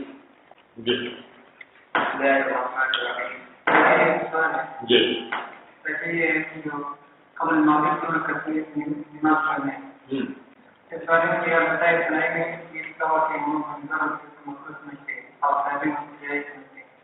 اور پھر وہاں ہم نے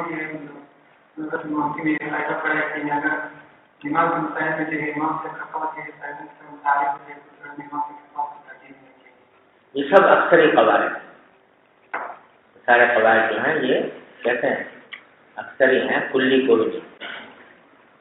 جی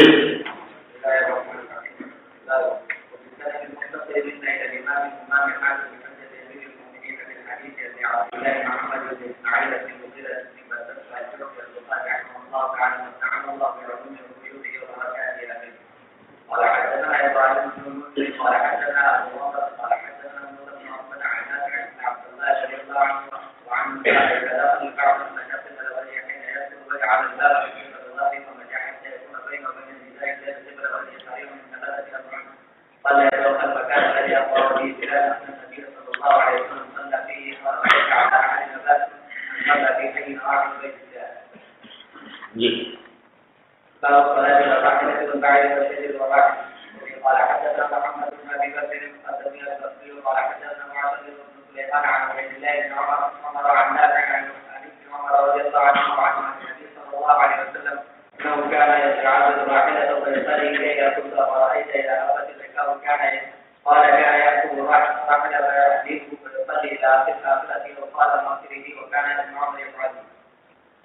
یہ بتانا چاہتے ہیں کہ سترا ہر چیز ہو سکتی ہے، اونٹنی بھی ہو سکتی ہے، اونٹ بھی ہو سکتا ہے، درخت بھی ہو سکتا ہے، کجاوا بھی ہو سکتا ہے، ہر چیز سترا بن سکتی ہے۔ تو عبداللہ محمد سے روایت نقل کی ہے کہ انه كان يعرض راحلته فيصلي اليها۔ حضرت عبداللہ محمد جو ہے وہ اپنے راحلہ یا اونٹنی کو سامنے رکھتے تھے، عرض کو سامنے رکھنا، فیصلی الیہا، اس طرف رخ کر کے نماز پڑھنا، اس کو سترا بنانا۔ معلوم ہوا کہ اونٹنی کو سترا بنانا جائے۔ قلت افرأیت اذا حبت الرکاب، تو نافع کہتے ہیں کہ جب حضرت عبداللہ عمر کو میں نے دیکھا، نہیں یہ کہہ رہے ہیں عبید اللہ کہ جب نافع نے مجھے یہ حدیث سنائی، عبداللہ بن عمر جو ہیں وہ اونٹنی کو سامنے رکھ کر اس کی طرف نماز پڑھ لیتے تھے، تو میں نے نافع سے پوچھا افرأیت اذا حبت الرکاب، ذرا مجھے یہ بتائیے کہ جب یہ جو سواریاں ہیں یہ چلی جاتی تو پھر کیا کرتے تھے؟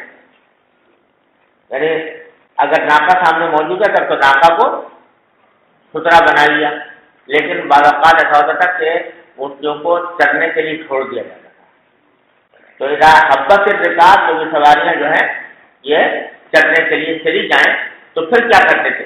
قال كان ياخذ الرحل، تو ناصر نے کہا کہ اس صورت میں وہ کجاوا رکھ لیتے تھے، فيعدله ويصلي الى اخره، اس کو سیدھا کر کے اور اس کو آخری حصے کی طرف منہ کر کے نماز پڑھتے۔ اوقات مؤخرین وکان عمر، ارے سمجھو یہ ہے سیدھا مطلب اس کا۔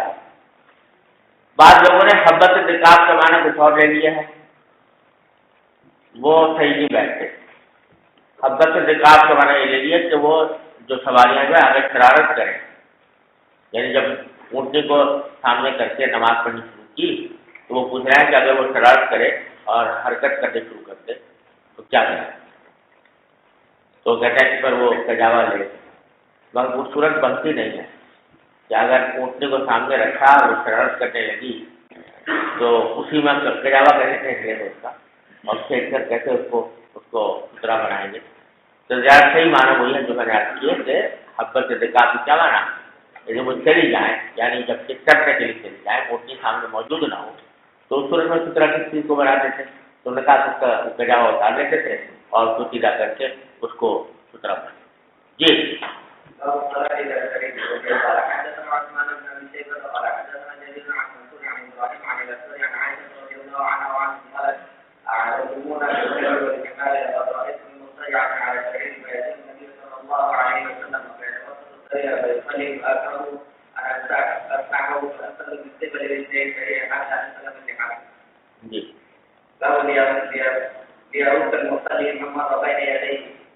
ورد ابن عمر رضي الله عنهما في التشهد في الكعبة وقال إن أبى إلا أن يقاتله فقاتل. یہ کہتے ہیں کہ یہ باب ہے اس مقصد کو بیان کرنے کے لیے کہ مصلی جو ہے وہ پیچھے ہٹائے اس شخص کو جو اس کے سامنے سے گزرے.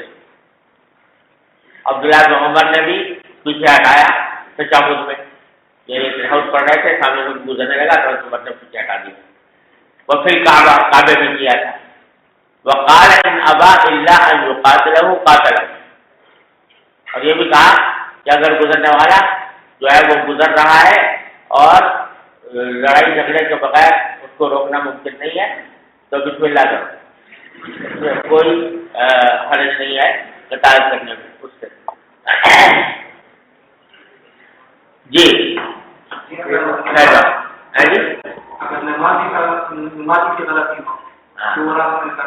وہ گناہ اس پر ہے.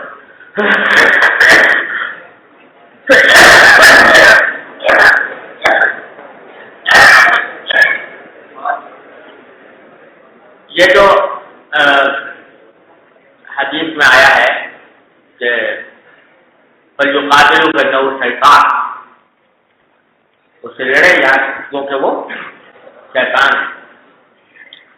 تو بعض اہل ظاہر تو اس کے بالکل ظاہر پر عمل فرماتے ہیں، سمجھے نا، اور لڑنا بھی شروع کر دیتے ہیں.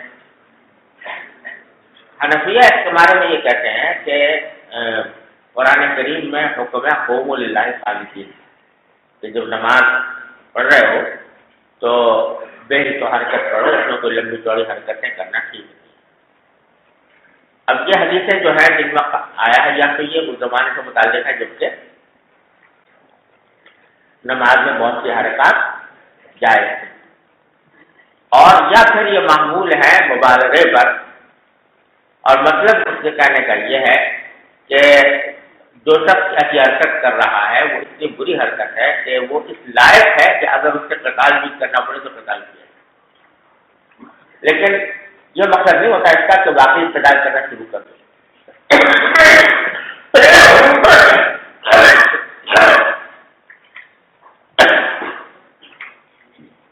اس کی مثال ایسی ہے جیسے حدیث میں یہ فرمایا کہ اگر کوئی شخص دوسرے کے گھر میں جھانک رہا ہو تو اس کی آنکھ کھول دے، ہے نا. تو اس کے معنی کیا ہے کہ اس کی حرکت اس لائق ہے کہ اگر کوئی اس کی آنکھ بھی کھول دے تو ظلم نہیں. لیکن یہ مقصد نہیں کہ ہر آدمی ایسا آدمی کا دوسرے کی آنکھ توڑ دیا کرے، سمجھے نا. تو اسی طرح یہاں پر بھی جو فرمایا گیا کہ فَلْيُقَاتِلُوا بَيْنَهُ شَيْطَانٌ، تو ذرا حقیقت یہ بتلانے کا منظور ہے اس عمل کی شناخت اور قباحت، وہ اس لائق ہے کہ اگر اس سے لڑائی، جیسے اردو میں کہتے ہیں نا اگر میرا بند پڑے اس کو ختم ہی کر، سمجھے نا، میرا بند چلے یا بند پڑے، وہ ہے بڑا کہ وہ اس لائق ہے کہ ایسا کیا جائے. لیکن مقصود یہ نہیں ہوتا کہ باقی ایسا کرے گا. ارے سمجھو، یہ توجیہ ہے نفیہ جو کرتے ہیں. اب آگے جو حدیث نقل کی ہے وہ ابو سعید خدری رضی اللہ عنہ کی ہے، جس میں ابو سعید خدری نے اس حکم کو ظاہر پر محمول کیا ہے، جیسے کہ بعض ظاہر کرتے ہیں. تو یہ ان کا اپنا اشتہار ہے. جی قال حدثنا ابو معمر قال حدثنا عبد الوارث قال حدثنا يونس عن عبيد الله عن البخاري عن ابي سعيد قال قال النبي صلى الله عليه وسلم قال قال النبي صلى الله عليه وسلم حدثنا ابو سعيد قال حدثنا سليمان بن مغيرة قال حدثنا محمد بن هلال الحبشي قال حدثنا البخاري عن سلمان قال رأيت ابا سعيد الخدري في يوم الجمعة يصلي الى شيء يذكره من الناس فأراد شاب من بني ابي معيط ان ينتال بين يديه فدفع ابو سعيد بصدره فنهض الشاب ولم يجد مستقبلا بين يديه فعلى ينتال فدفعه ابو سعيد اشد من الاولى فنال من ابي سعيد ثم دخل على مروان فشكى اليه ما دخل ابي سعيد ودخل ابو سعيد فنصب على مروان فقال ما لك ولابن اخيك يا ابا سعيد قال سمعت النبي صلى الله عليه وسلم يقول اذا صلى احدكم الى شيء يذكر من الناس فاراد احد ان ينتال بين يديه فليدفعه فان ابى فليقاتل فانه هو الشيطان. حضرت ابو سعید سلمان کہتے ہیں کہ میں نے ابو سعید خدری رضی اللہ عنہ کو دیکھا جمعہ کے دن کہ وہ نماز پڑھ رہے تھے کسی ایسی چیز کی طرف گزر کے جو سترا تھی. میں نے نام فحرار شاف میں بنی ابی معاذ بنو ابی معاذ کے خاندان کا ایک آدمی تھا نوجوان. اس نے ارادہ کیا یہ تازہ بنے تھے کہ ان کے سامنے سے گزرے. فدفع ابو سعید کو صدر تو ابو سعید رضی اللہ عنہ نے اس کو دھکا دیا اس کے سینے میں. نظر شام اب اس نوجوان نے دیکھا کہیں گزرنے کے لیے کوئی راستہ ملے مطلب یہ جس مساحت علاقے میں تو کوئی راستہ تھا نہیں جانے کا سوائے ان کے سامنے. پہاڑ لیے اس نے دوبارہ گزرنے کی کوشش کی. فدفع ابو سعید اشد رسولا تو ابو سعید نے دھکا دیا پہلے سے زیادہ سختی کے ساتھ. فنال من ابی سعید تو انہوں نے اس نے برا بلا کہہ دیا ابو سعید کو نالا منہ. اس کے معنی ہے کسی کی عزت پر حملہ کرنا برا بلا کہنا. تو برا بلا کہا اس نے حضرت سعید کو. ثم دخل على مروان فشکا ہے پھر مروان حاکم تھا اس کے اوپر جا کر اس نے شکایت کی کہ دیکھیے صاحب ابو سعید خدری نے میرے 2 مرتبہ دھکا دیا. فشکا ہے مالقی ابن ابی سعید شکایت کی اس بات کی جو اس کو پہنچی تھی ابو سعید خدری دخل ابو سعید خلفہ اور مروان اس کے پیچھے ابو سعید بھی داخل ہوئے مروان کے اوپر. فقال مالک ولی ابن اخی یا ابو سعید تو مروان نے کہا کہ کیا ہوا بھائی آپ کو اور آپ کے بتیجے کو دونوں کے درمیان کیا شکوہ ہو گیا اے ابو سعید خدری. قال سمعت النبی صلی اللہ علیہ وسلم ابو سعید نے فرمایا کہ میں نے حضور کو فرماتے ہوئے سنا ہے کہ اذا صلی احدکم لشیء یسترہ بالناس فاراد احد ان یستر بین یدیہ فلیدفع. جب سترا ہے موجود تو پھر میں جو گزرنا چاہتا ہے تو اس کو وہ دھکا دے فنبا اگر وہ انکار کرے فلیقاتل فانما هو شیطان.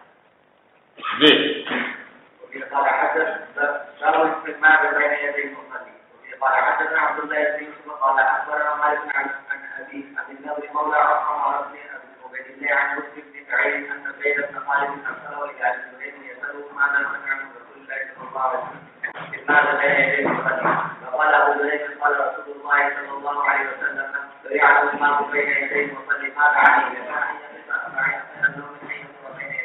قال الحمد لله قال 40 يوم او قال جامع قال. یہ آپ نے فرمایا کہ یعنی جو حدیث نقل کر رہے ہیں ابو جہیم کہ آپ نے فرمایا کہ اگر کسی کو پتہ چل جائے کہ کتنا گناہ ہے مصلی کے سامنے سے گزرنے میں تو لکانا ان یقیبہ 40 کھڑا رہے وہ تو بہتر ہے برسر گزرنے میں. 40 سے کیا مراد 40 دن یا 40 مہینے یا 40 سال یہ راوی کو یاد دینا پر کم سے کم 40 دن کھڑا ہے یہ بہتر ہے بڑے سچے کے سامنے سے گزر. ٹھیک ہے. باقی یہ سارے احکام جو ہیں یہ سب علماء کرام کے لیے نہیں ہے یہ سب عوام کے لیے ہیں اور اس لیے ہے کہ اگر کہیں بات کہنا پڑ جائے یا تقریر کرنی پڑ جائے تو وہاں پر بتا دیں. باقی علماء کرام کو اللہ نے مستثنا فرمایا ہے ان تمام احکام سے. اللہ تعالیٰ نے ان کو کھلی چھوٹ دے رکھی ہے کہ جہاں سے چاہیں گزر جایا کریں. مسجد میں روز یہ منظر نظر آئے افسوس کہ عوام جو ہے بعض مجھ سے ایک مطلب ایک عامی آدمی جو بیچارہ مسجد میں آتا تھا پڑھنے اس نے شکایت کی کہ جی آپ کے یہاں طلبہ جو ہے یہ تھانوں سے گزرنے سے بڑے دیتے گلیوں کے سامنے یعنی ایک عام آدمی ہمیں شرم دلا رہا ہے کہ آپ کے یہاں طلبہ جو ہیں وہ سامنے سے گزرتے رہتے ہیں. کوئی اہتمام بڑے افسوس کی بات ہے کہ ہماری مسجد میں جو ہے وہ سب بندی کے معاملے کہہ کے تھک گئے آدمی خرچ کرتے تو سب جو ہے بیچ سے شروع کر دیا کرو اگلی سب جب تک موجود ہو تو میں جگہ موجود ہوں دوسری سب میں کھڑا ہونا جائے گا. یہ ساری باتیں کہہ کے تھک گئے مگر اپنے جو ٹیڑھی رفتار ہے وہ کس طرح ہے. بڑے افسوس کی بات. یہ سب حدیثیں کیوں پڑھ رہے ہیں؟ کس لیے پڑھ رہے ہیں اگر عمل نہیں ہوا؟ آپ لوگ دورہ حدیث کے طالب علم ہو، دورہ حدیث کے طالب علموں کا بھی یہ فریضہ ہے کہ وہ اپنے ساتھیوں کو پیار سے محبت سے سمجھائیں اور ان کو خود بھی اہتمام کریں اور دوسروں کو بھی سمجھا کر ان کو راہ راست پر لانے کی کوشش کریں. چلو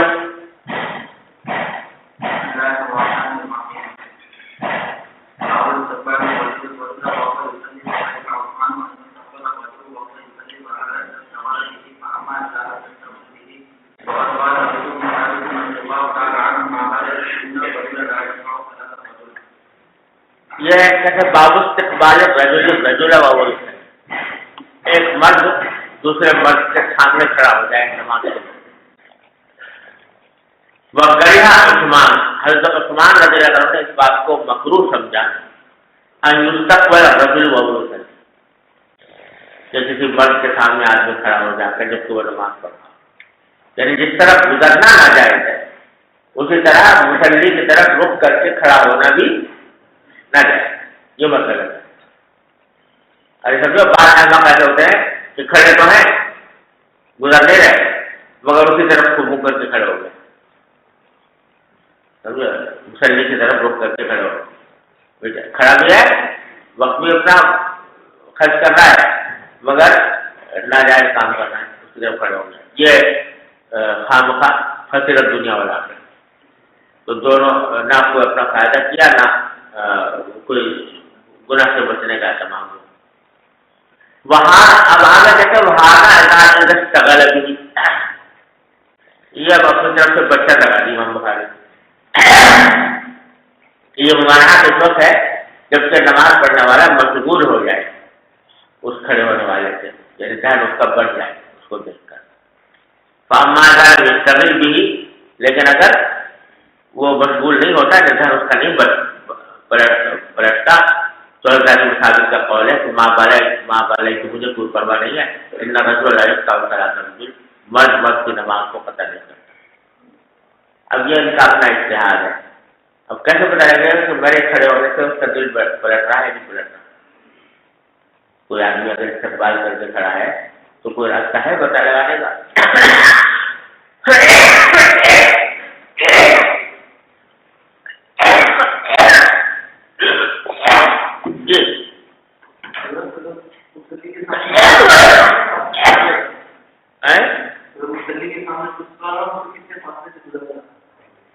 تین سب. اگر بڑی مسجد ہے، چھوٹی مسجد میں جو چھوٹی مسجد ہے اس کے اندر تو کسی جگہ سے بھی گزرنا جائز نہیں، لیکن جیسے ہماری مسجد ہے بڑی مسجد ہے تو تین سب تو باتیں ہیں. جی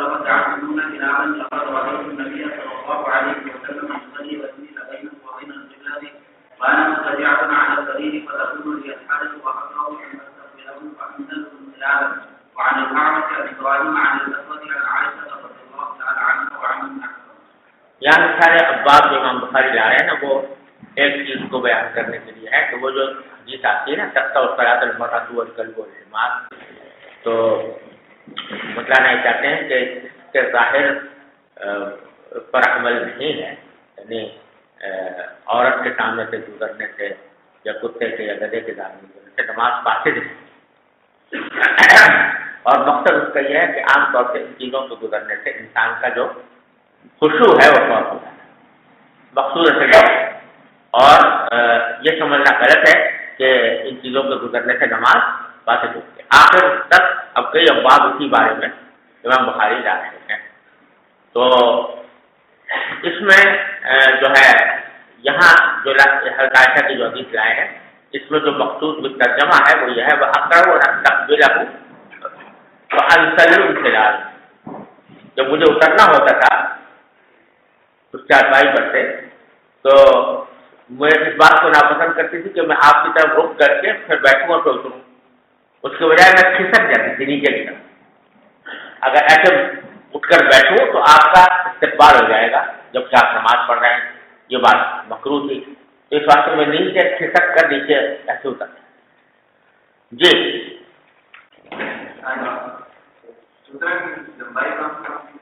ایک ذرا جی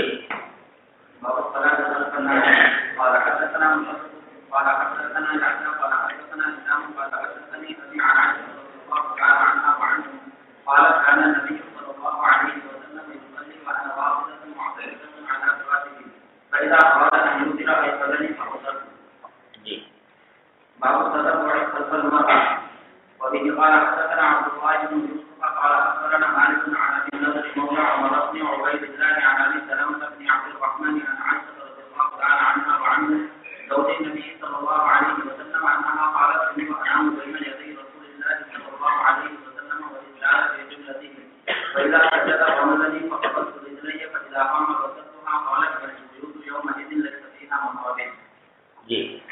باب من لا يقرأ صلاة الشيء. وبه قال حدثنا عمر بن حفص بن غياث قال حدثنا أبي قال حدثنا الأعمش قال حدثنا إبراهيم عن الأسود عن عائشة قال الأعمش وحدثني مسلم عن مسعود عن عائشة رضي الله تعالى عنها وعنه ذكر عندها ما يقرأ صلاة الكلب والحمار والمرأة فقالت تشبهتمونا بالحمر والكلاب فقال لقد رأيت النبي صلى الله عليه وسلم يصلي فإني على السرير بينه وبين القبلة مضطجعا فتبدو لي الحاجة فأكره أن أجلس فأوذي النبي صلى الله عليه وسلم فأنزل من عند رجليه.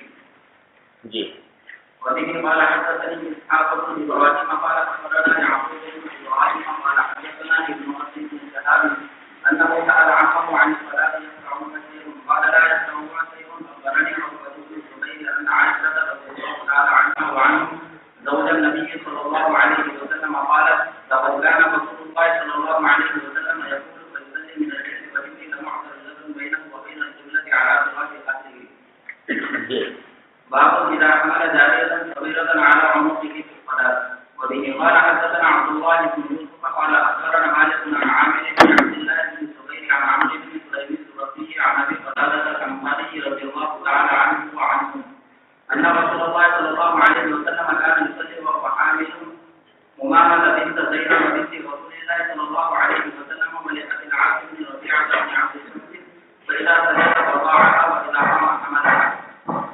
حضرت ابو قتادہ انصاری رضی اللہ تعالیٰ عنہ فرماتے ہیں کہ رسول کریم صلی اللہ علیہ وسلم نماز پڑھ لیتے تھے جبکہ آپ نے اٹھایا ہوا تھا. حضرت امامہ جو نواسی تھی نبی کریم صلی اللہ علیہ وسلم کی اور زینب رضی اللہ عنہا کی بیٹی تھی اور حضرت زینب کی بیٹی تھی اور ابو العاص کی بیٹی تھی. ابو العاص داماد کے حکم تھے. تو سجد وضع جب سجدے میں جاتے تو آپ اس کو گردن سے اتار دیتے تھے اور جب کھڑے ہوتے تو پھر اٹھا لیتے. تو اس میں یہاں آنے کا مقصد امام بخاری کا یہ ہے کہ یہ جاریہ تھی تو جب ان کو سامنے کندھے پہ بٹھایا ہوا ہے اس سے نماز فاسد نہیں ہوگی تو سامنے سے گزرنے سے تو بطری سے اولاد فاسد نہیں ہوگی. لیکن یہاں پر یہ سوال پیدا ہوتا ہے کہ یہ جو ہے عمل کثیر تو نہیں ہے یہ کہ گردن میں بٹھایا ہوا ہے پیارے پر نماز پڑھ رہا ہے تو جب سجدے میں جب اتار دیا پھر کھڑے ہوئے تو رکھ لیا. تو بعض جگہوں نے یہ کہا کہ اصل میں یہ آپ پر مجاز ہے. اصل میں ایسا نہیں تھا کہ حضور اپنے اختیار سے اٹھاتے ہو اپنے اختیار سے رکھتے ہو بلکہ بچی تھی جب آپ سجدے میں جاتے تو آپ سوال ہو جاتے سمجھے. اب وہ ان کو اتارتے نہیں بلکہ کھڑے ہو جاتے اور پھر جب آپ سجدے میں جاتے تو وہ اتر کے چلے جاتے. تو یہاں اٹھانا اور رکھنا یہ عمل حدود کرنے کا بالکل اچھی کرنا.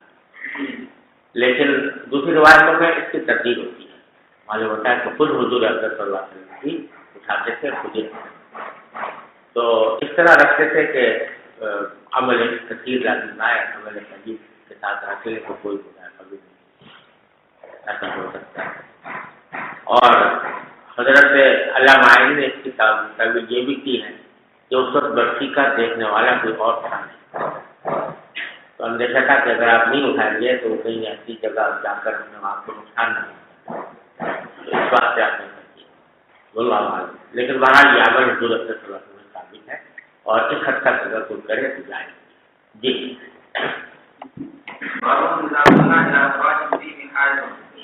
قال حدثنا عمرو بن زرارة قال حدثنا مسلم عن الشيباني عن عبد الله بن سداد بن الحارث قال أخبرتني امرأة ميمونة بنت الحارث رضي الله تعالى عنها وعنه قالت كانت رأت ثيابا ومد النبي صلى الله عليه وسلم فربما وقع فيه عليه وأنا على وبه قال حدثنا ابن نعمان قال حدثنا عبد الواحد بن زياد عبد الواحد بن زياد قال حدثنا الشيباني بن سليمان قال حدثنا عبد الله بن سداد بن الحارث قال سمعت ميمونة رضي الله تعالى عنها وعنه تقول كان النبي صلى الله عليه وسلم يصلي وانا على ذكره نائمة فاذا سجد اصابت ثوبه وانا قائم۔ جی سب حدیث سے گزر نہیں ہوتا ہے۔ جی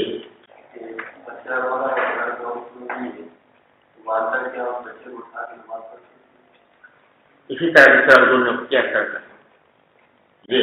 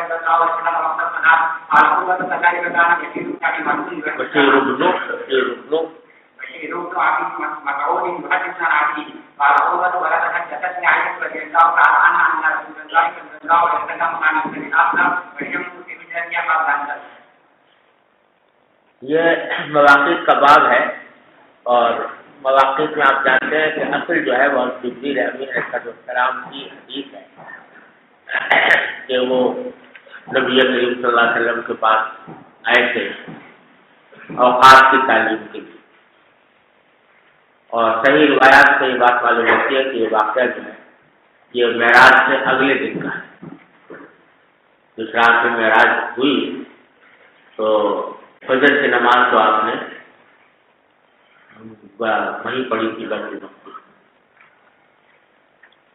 یا بارہ اس کا ذکر نہیں آتا، لیکن اس سے اگلے دن ظہر کے وقت حضرت جبریل علیہ السلام نے امامت کی نمازوں کی۔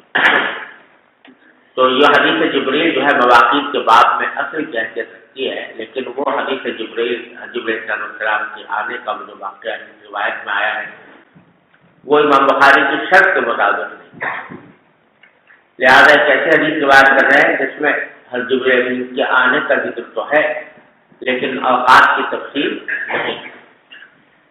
وہ واقعہ یہ ہے، اور یہ موطا مالک کی پہلی حدیث ہے، امام مالک نے اپنی موطا کو اسی حدیث سے شروع کیا ہے کہ علی بن شہاب امام زہری روایت کرتے ہیں ان عمر بن عبد العزیز اخر الصلاۃ یوم، حضرت عمر بن عبد العزیز نے ایک مرتبہ نماز میں کچھ تاخیر کر دی تھی نماز پڑھانے میں، فدخل علیہ عروہ بن الزبیر، عروہ زبیر ان کے پاس آئے، زبیر ان کے پاس آئے اور آگے ان کو بتایا ان المغیرہ بن شعبہ اخر الصلاۃ یوم وهو بالعراق، کہ ایک دن مغیرہ بن شعبہ رضی اللہ عنہ نے بھی نماز میں دیر کر دی تھی جب تو عراق کے گورنر تھے۔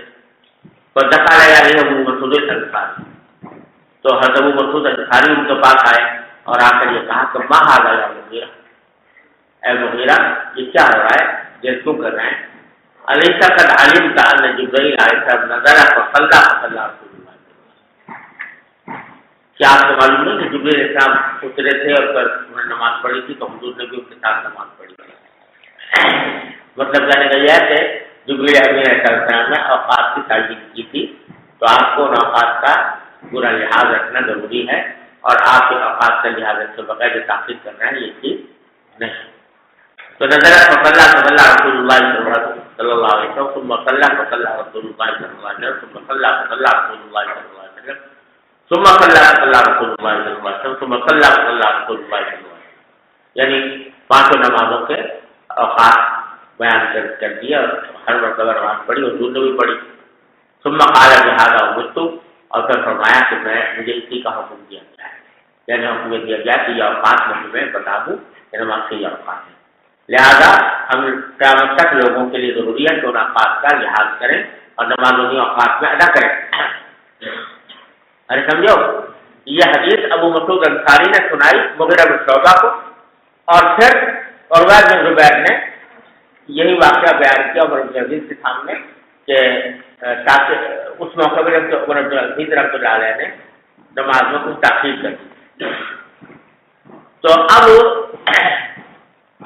جب حضرت عمر بن عبد العزیز نے یہ بات سنی تو عروہ سے کہا، یعنی حضرت عمر بن عبد العزیز کو اب تک یہ حدیث نہیں پہنچی تھی کہ نمازوں کے اوقات جبریل علیہ السلام نے متعین کیے تھے اور حضور کے پاس آ کر حضور کی امامت کی تھی، یہ واقعہ حضرت عمر بن عبد العزیز کو معلوم نہیں تھا، اس لیے انہوں نے تعجب سے پوچھا۔ عمر بن عبد العزیز نے عروہ سے کہا کہ اعلم ما تحدث به، ارے بھائی ذرا سوچ سمجھ کے کہو جو حدیث سنا رہے، اعلم یقین ذرا سمجھ لو، سوچ سمجھ کر کہو جو تم حدیث سنا رہے ہو۔ آواز ان جبرائیل هو اقام لرسول اللہ صلی اللہ علیہ وسلم وقت الصلاۃ، تو کیا ایسا ہے کہ جبرائیل نے ہی قائم کیا ہو رسول اللہ صلی اللہ علیہ وسلم کے لیے نماز کا اوقات؟ یعنی مجھے یہ بات بعید لگ رہی ہے کہ نبی کریم صلی اللہ علیہ وسلم افضل ہے جبرائیل علیہ السلام سے نا، تو جبرائیل علیہ السلام کا آ کر اوقات بیان کرنا اور نماز پڑھانا یہ مجھے بعید لگ رہا ہے، تو کیا ایسا ہوا تھا؟ سوچ سمجھ کے بتاؤ۔ تو عروہ نے کہا کذالک کان بشیر بن ابی مسعود یحدث نبی، یہ صرف ابو مسعود انصاری کی بات نہیں ہے بلکہ بشیر بن ابی مسعود جو ہیں بشیر بن ابی مسعود بھی یہی واقعہ نقل کرتے ہیں ابو مسعود انصاری سے۔ قال عروہ، ارے سمجھ گئے، بات ختم ہو گئی۔ آگے پر عروہ ایک اور حدیث بھی بیان کرتے ہیں ساتھ میں، تو وَلَقَدْ حَدَّثَتْنِي عائشہ، مجھے عائشہ نے یہ حدیث سنائی ہے ان رسول اللہ صلی اللہ علیہ وسلم کان یصلی العصر حضور اقدس صلی اللہ علیہ وسلم نماز پڑھا کرتے اثر کی والشمس فی حجرتہا، جبکہ سورج ان کے حجرے میں ہوتا تھا قبل ان تظہر، قبل اس کے کہ وہ دھوپ دیوار پر چڑھ جائے۔ ظاہر گھروں کے معنی یہاں پر ہے ظاہر پر چڑھ جانا، پشت پر چڑھ جانا، مراد یہ کہ دیوار پر ابھی دھوپ نہیں چڑھی ہوتی تھی بلکہ فرش کے اوپر ہوتی تھی، اس وقت میں حضور اثر پڑا کرتے ہیں۔ ارے سمجھو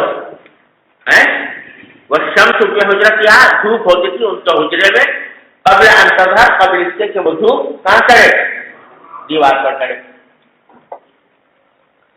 اب ہر ایک نے اس حدیث کو اپنی طرف کھینچنے کی کوشش، جو یہ کہتے ہیں کہ تعجیل افضل ہے اثر میں وہ اپنی طرف کھینچتے ہیں، جو کہتے ہیں کہ تاخیر افضل ہے وہ اپنی طرف کھینچتے ہیں، سمجھے نا؟ وہ کہتے ہیں دیکھو ابھی دھوپ کمرے میں تھی چڑھی نہیں تھی، اس کا مطلب جلدی پڑ جاتا۔ اور حنفیہ جو کہتے ہیں تعجیل کی بجائے تاخیر کے قائل ہیں، وہ کہتے ہیں دیکھو بھائی حجرہ جو تھا وہ دو قسم کے حجرے تھے، حضرت عائشہ کے، ایک مشقف ہے غیر مشقف۔ اگر یہ غیر مشقف ہو، اگر مشقف ہو تو دھوپ کہاں سے آئے گی؟ اگر مشقف ہو تو دھوپ چھت سے تو آ نہیں سکتی نا، کہاں سے آئے گی؟ دروازے سے۔ دروازہ تھا مغرب کی طرف تو، اور دیواریں چھوٹی، تو دھوپ کب آئے گی اندر؟ جب سورج بہت نیچے رہے، سمجھے نا؟ اور اگر مشقف ہے، غیر مشقف ہے تو اوپر سے آئے گی، سمجھے نا؟ لیکن دیوار تو چھوٹی تھی اس واسطے بہت دیر تک رہے گی نہیں، لہٰذا اس سے تعجیل پر استدلال نہیں ہوتا۔ مواقف میں بیشتر جو حدیثیں آئی ہیں ان میں علامتیں آئی ہیں، اور علامات کی تشریح میں دونوں قول ہو سکتے ہیں، دونوں احتمال ہیں، ایک وہ اس طرف بھی جا سکتا ہے اس طرف بھی جا سکتا ہے، لہٰذا اس کو کسی چیز کی دلیل محکم قرار دینا مشکل۔ چلو بھائی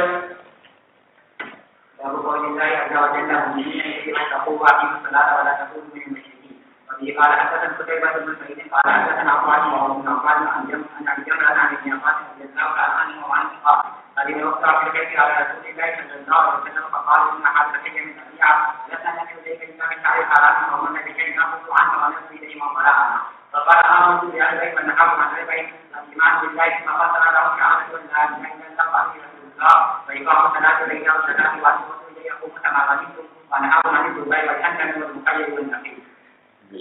باب البيعة عليها بصلاة. قال حدثنا محمد بن مسلم قال حدثنا يحيى قال حدثنا اسماعيل قال حدثنا قيس عن يزيد بن عبد الله رضي الله تعالى عنه قال بايعت النبي صلى الله عليه وسلم على إقام الصلاة لإيتاء الزكاة والنصف كل مسلم. جی باب الصلاة كفارة. اچھا چلو یہ حدیث پہلے پڑھ لیے کہ نہیں؟ کتاب ایمان میں گزر گئی ہے نا؟ ہاں پڑھو یار جی. باب الصلاة كفارة. صلاة المسلمين إلى الإمام المقام الحافظ الحجة لعبد الله محمد بن إسماعيل البخاري رحمه الله تعالى ومتاع الله يوم وجوده وبركاته آمين. قال حدثنا مسدد قال حدثنا يحيى بن محمد قال حدثني نبيه قال سمعت حذيفة رضي الله تعالى عنه قال كنا جلوسا عند عمر رضي الله تعالى عنه قال أيكم يحفظ قول رسول الله صلى الله عليه وسلم في الفتنة قلت أنا كما قال إنك علينا وقال عليها لجريء فتنة الرجل في أهله وماله وولده وجاره تكفره الصلاة والصوم والصدقة والأمر والنهي. قال ليس هذا أريد ولكن الفتنة التي تموج كما يموج البحر. قال ليس عليك منها بأس يا أمير المؤمنين إن بينك وبينها نهارا مغلقة. قال أيسر أم يسر؟ قال يسر. قال إذا لا يغلق أبدا. قلنا أكان عمر يعلم الباب؟ قال نعم كما أن مدون الغد الليلة. إني حدثته بحديث ليس بالأقاريب فجبنا أن نسأل حذيفة فأمرنا مسلوكا فسأله فقال الباب وباب. وبه قال حدثنا قتيبة قال حدثنا يزيد بن زريع عن سليمان التيمي عن ابي عثمان النهدي عن ابن مسعود رضي الله تعالى عنه ان رجلا اصاب منه ان قولا فاتى النبي صلى الله عليه وسلم فاخبره فانزل الله عز وجل اقم الصلاه طرفي النهار وزلفا من الليل ان الحسنات يذهبن السيئات. فقال الرجل يا رسول الله هي هذا؟ قال جميع الامه كلهم. حضرت عبداللہ بن مسعود فرماتے ہیں کہ ایک شخص تھا جس نے ایک عورت کا بوسہ لے لیا تھا، پھر شرمسار ہوا اور نبی صلی اللہ علیہ وسلم کو بتایا تو اللہ تعالیٰ نے آیت نازل فرمائی کہ اقم الصلاۃ طرفی النہار وزلفا من اللیل ان الحسنات یذہبن السیئات، کہ اگر کسی سے کوئی گناہ کبیرہ سرزد ہو جائے تو آگے کوئی نیکی کر لے تو اس سے اللہ تعالیٰ اس کا کفارہ کر دیتے ہیں۔ تو یہاں پر بھی آپ نے یہ فرمایا کہ جو نماز پڑھی اس سے تمہارے عمل کا کفارہ ہو گیا۔ یہاں سوال یہ پیدا ہوتا ہے کہ یہ حکم جو ہے جمہور محققین کے نزدیک صغائر کا ہے، کبائر کا نہیں، کبائر توبہ سے معمول۔ تو قبلہ جو ہے یہ صغیرہ ہے یا کبیرہ ہے؟ تو بعض جگہ صغیرہ ہے اس لیے یہ معاف ہو گیا، ورنہ کبیرہ ہوتا تو اس سے معاف نہ ہوتا۔ تو امام حضرت شاکر رضی فرماتے ہیں کہ اصل میں جو ہے یہ کہنا کہ یہ جو دوائی جمع ہے یہ کبیرہ نہیں ہے، یہ اختراع الاصلاح نہیں ہے یہ بات، بلکہ یہ کہ اگر آدمی علیہ باللہ زنا مقصود ہو اور اس کے راستے میں یہ کام کرے، اس طرف جاتے ہوئے یہ کام کرے، تب تو ہے وہ صغیرہ، لیکن اگر خود ہی اسی کو مقصود بنا کر کرے تو کبیرہ ہے۔ یہ صاحب کی توجیہ ہے، اللہ علیہ۔ تو اصل میں صغیرہ کبیرہ کے بارے میں اصل بات یہی ہے کہ ہر گناہ جو ہے اپنے معذور کے اعتبار سے کبیرہ ہے، موقع کے اعتبار سے صغیرہ ہے، یعنی اضافی چیز ہے۔ تو اس واسطے کوئی ایک بات کہنا مشکل ہے، اور یہاں پر بظاہر ایسا لگتا ہے کہ صغیرہ اور صغیرہ ہونے میں حالات کا بھی فرق پڑتا ہے۔ کسی وقت میں انسان جو ہے وہ باقاعدہ یعنی اس کا ارادہ نہیں تھا، نہ عزم کیا ہوا تھا، نہ اس کے لیے کوئی تیاری کی تھی، اتفاقی طور پر ایک جذبہ آیا اور بے اختیار اس میں مبتلا ہو گیا تو وہ صغیرہ ہے۔ لیکن آپ آدمی باقاعدہ پلاننگ کر کے اور منصوبہ بنا کر کوئی قسم کا کام کرے تو وہ کبیرہ ہے۔ تو یہاں بظاہر یہ صحابی سے ایسا ہی ہوا کہ کوئی پہلے سے ارادہ نہیں تھا، کوئی پہلے سے اس کا منصوبہ نہیں بنایا تھا، لیکن اتفاقی طور پر ایک شہوت کا غلبہ ہوا اور اس میں یہ کام کر گزرے، اس واسطے کو صغیرہ قرار دیا۔ اللہ سبحانہ